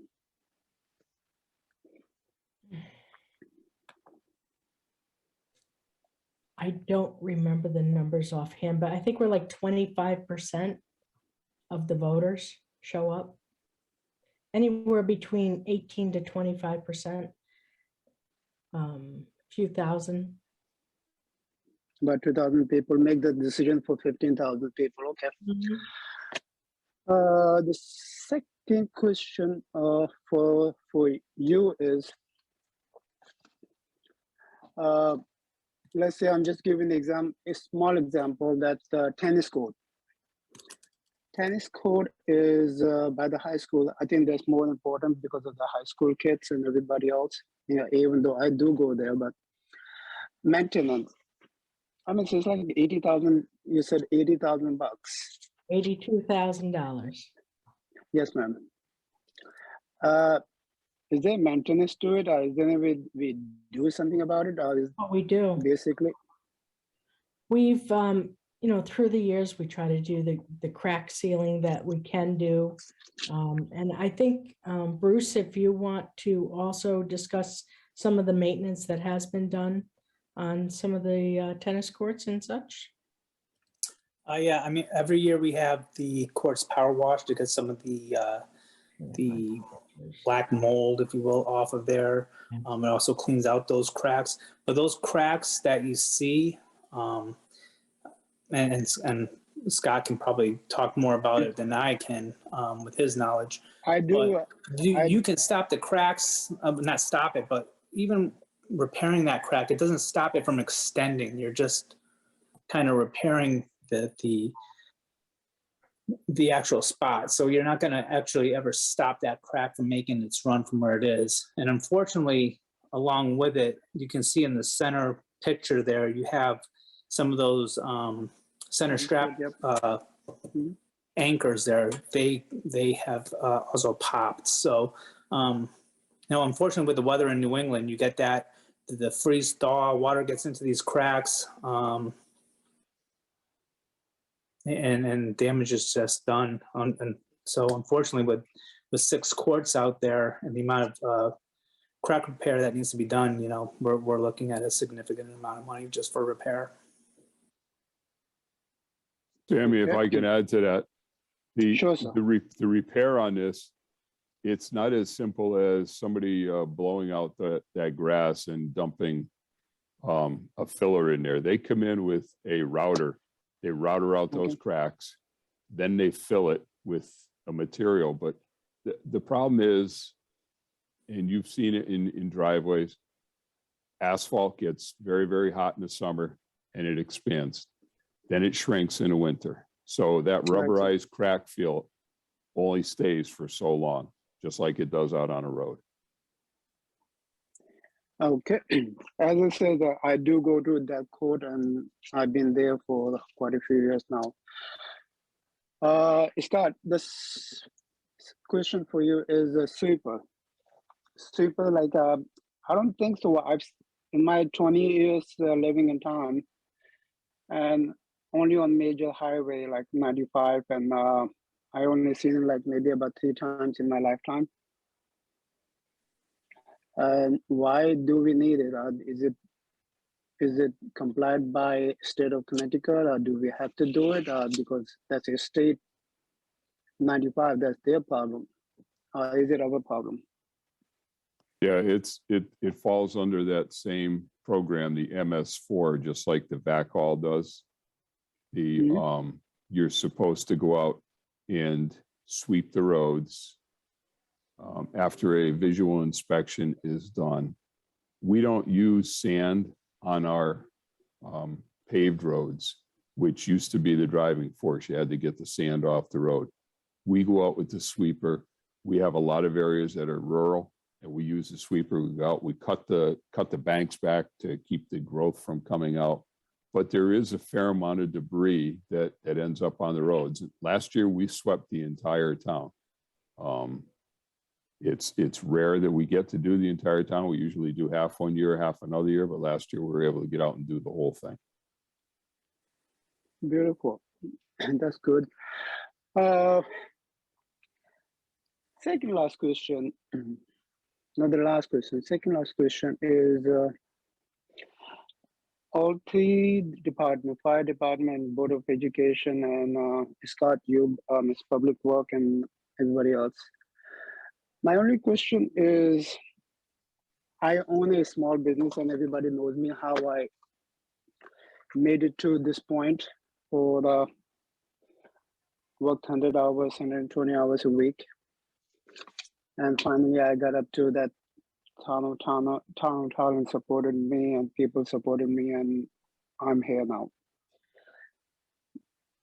But how that town works, that the money they don't have it, they spend it. Number one. Number two is like, I always think about the other person, that how much money they have in their wallet or whatever it is. Have you guys, money, and did you ever guys think about that, the guy who retired about 10 years ago, was the money he's making or how much money he's making and how he's going to put that dime toward his dining table or put a food on the table or pay a tax on time with the late fees and everything else. I mean, this is my second year that I'm on time. Otherwise, I've been always late. So like, how? I mean, how that guy is going to make up that budget, and if the milk rate goes up, obviously he has to cut down his something to pay his because his pension is not going up. His food stamp is not going up, so it's like basically it's the same thing. If the milk rate goes up, how the heck in a world he's going to come up with that $100 extra toward the tax? And that's my last question is, thank you. When I think the result that you're seeing of how things have been pushed out over the years. I'm sorry? Yeah, go ahead. Your internet okay. was. As I was saying, the result of you seeing a lot of these things being pushed out over the years, we've also looked for ways to do it differently, to see if we could contract out certain services, things like that. Actually ends up being more expensive than having your own. A lot of that stuff took into the consideration of the people who can't afford to pay. But now we're at a point where we need to provide the services to the town and to comply with state mandates, things like that, that, you know, for public safety and everything else, that we have no choice but to replace equipment and to move forward with doing that. Otherwise, we're not going to be able to provide the services to the public that are needed. Certainly what we will do is look for any other type of financing source that we can get. If we can get a grant, we're going to look for it. If there's other ways to fund things or other ways to do things, certainly we're going to keep looking for doing that. So I think that's the best way I could possibly respond to your concern. And I do take that to heart when I'm trying, this is my first budget that I'm actually presenting to the town council. I've always worked.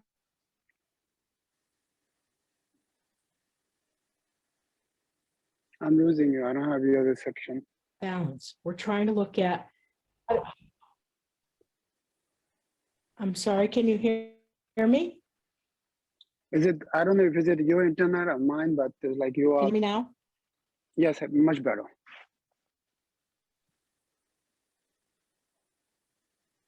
Oh, I think we just lost. Oh, nope, there's Lisa. Okay, but you're muted. Is it me or is it, Sorry about that. There's a real bad internet connection tonight. I don't know what's going on. I mean, I do know that we need the equipment to operate and we need to do everything else. I do know that we are backed up on everything, but my only concern is how far we can go and excuse that dollar bill from out of Katie pockets. How's that? I mean, it's like it's not. It's the pension is not going up. It's not.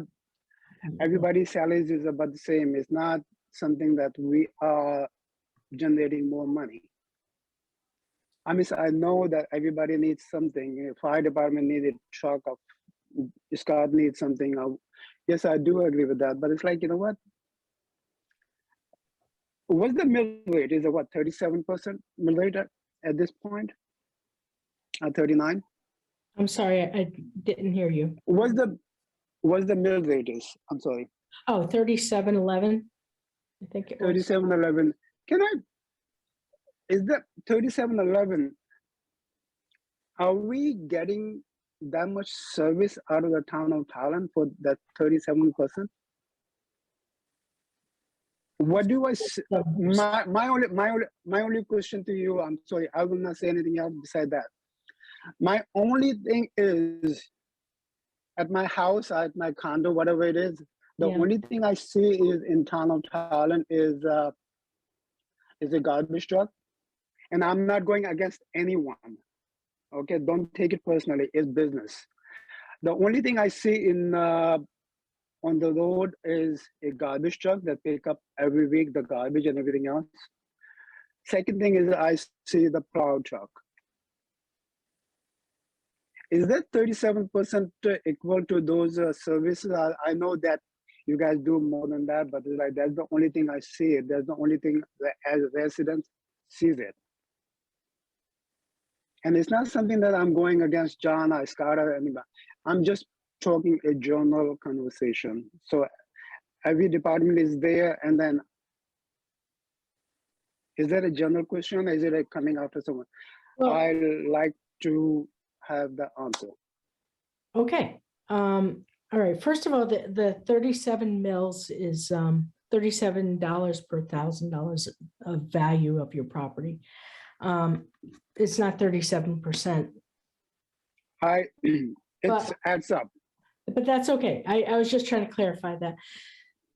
Under in our budget book, last time was the first year where we put a lot more information in that book to show you as a citizen where your tax dollars are going. And your tax dollars do go for garbage collection. It goes for limited recreational activities because there's a lot that is funded by the programs themselves. It goes for public safety, fire and police protection. That's a big part of your budget right there. Trash removal, public safety, and public works are the biggest parts of your budget, along with the salaries to do what is state mandated. Several years ago, we looked at all of our services and operations, and we tried to say, okay, what's not mandated or absolutely required, either by the state of Connecticut or to address public safety for the town and the citizens. And we did a whole process of looking at all that. And when it got down to what could you cut out, there was very little that you could cut out as far as trying to reduce staff or reduce services. Most of what we do are mandated. You have to plow the streets. You have to make sure that the streets are not big potholes in them and falling apart. Addressing fields for the children, for the recreational activities of the town. That all has to be maintained. The lawn has to be cut. It needs to be fertilized. These are the services that are provided from our various departments. You have a library. The library provides information to the public to have access for research, for entertainment. There's programs. A lot of that is also funded by donations. So it's not all your tax dollars, but a fire department gets donations, as we saw with the fire association over the years. There's a building code that has to be required to be maintained. That's a state statute. You have to have a building department, a planning department to be able to control your infrastructure and make sure that people are doing things appropriately and safely and in terms of the plan of development for the town. So there's a lot of these things that are behind the scenes that the public may not see your planning director out on the street every day, but there's things that they're doing to either comply with state statutes or public safety needs. So there's a lot of services there that you don't see, that for your $37 per $1,000 worth of value gets you a lot.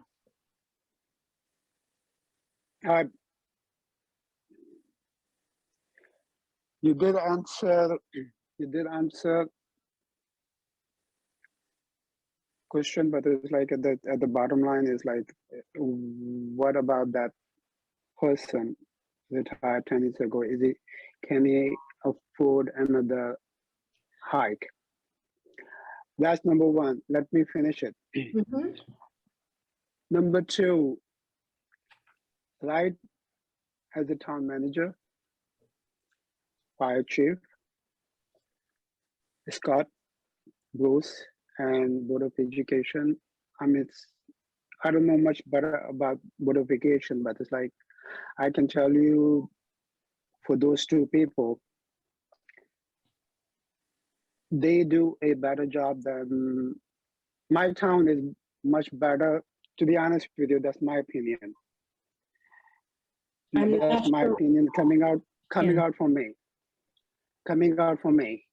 My town is much better than anybody else town, the security wise, safety wise, and my public town. And I do have to give them applause. That's one. It's not something I'm going after them. I'm just thinking about the bottom guy who's paying the taxes. And that's the only thing I'm saying that. It's not something that I'm asking them why they're doing this or that. No, I'm not asking them. I'm totally against spending money. Let's put it that way. If I don't have money, I will not spend it. And that's the bottom line is. And thank you. Okay. All right, thank you, Councillor Khan.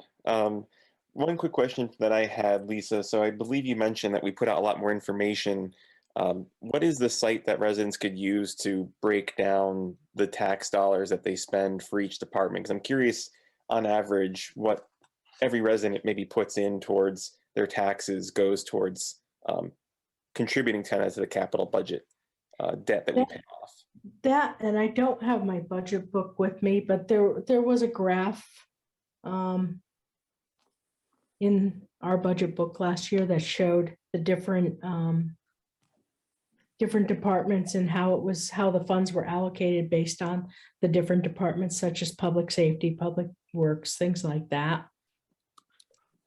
We didn't have many of those graphs in the old process.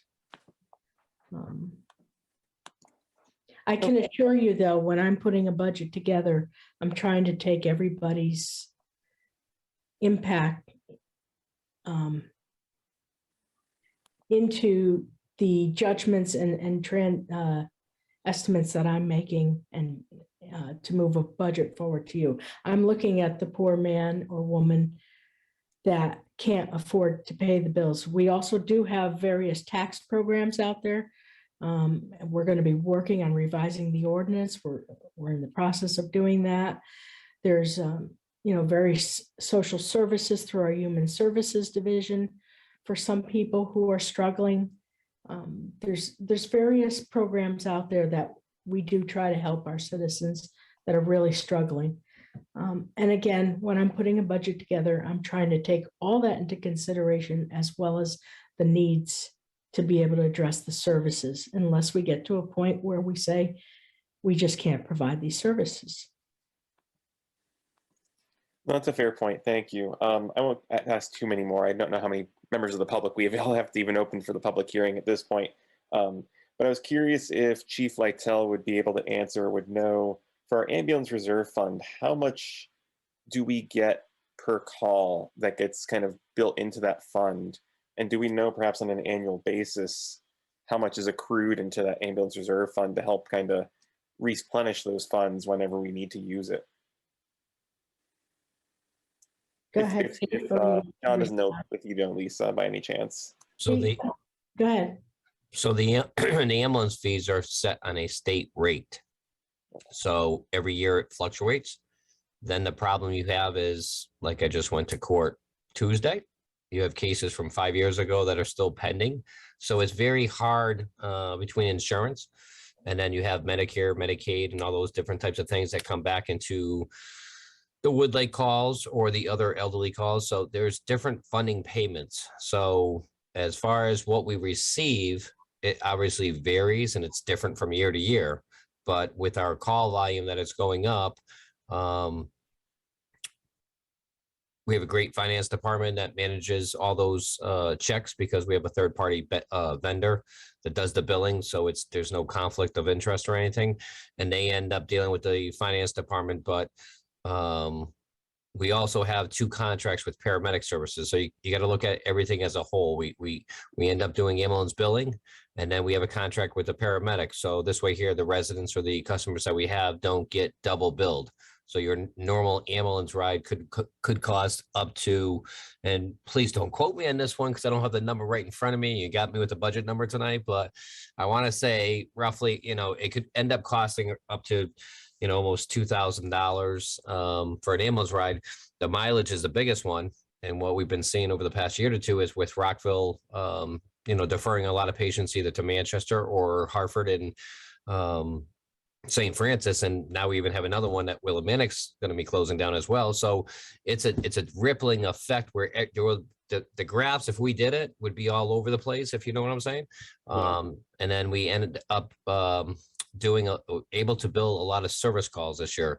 So I can give you solid numbers for the year to 2 with the call ratios, but now we're doing another billing factor for service calls, a lift assistant, because a lot of people are being sent home. And a lot of home care is being done. So that's where we're changing our level of services as well. So I'm looking at adding different levels of service to keep up with it. But I want to say, and Lisa probably could quote me, maybe in the 4s. But she would have the numbers of what we collect. On an annual basis, I'm right around 200,000, 175,000, if that. It all depends from year to year. As your cost to you goes up, that number goes down. And that's after paying the 2 paramedic bills, though. Right. After paying like $80,000 or another $90,000, Right. the 2 different services. So that, it varies from year to year. Sometimes it could be over 250, sometimes 200. It just fluctuates depending on your calls. Okay, thank you. I think I have a few more, but I'm actually just going to defer my questions. If I need a real follow-up, I'll send them to the appropriate department head. So at this point, I'll entertain a motion to open the public hearing.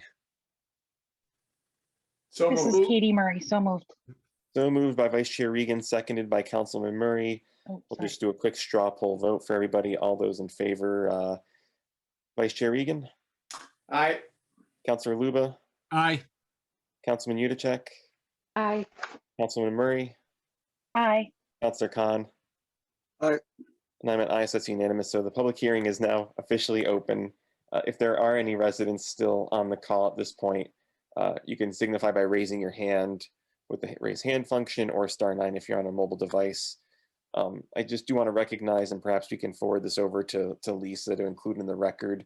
Board of Education member Christine Griffin was intending to stay to participate, but could not. So they did submit some information to the council and to Lisa's office regarding some questions I believe Councilor Luba and other councilors had about Board of Education related capital expenses. So just keep that in mind for information purposes.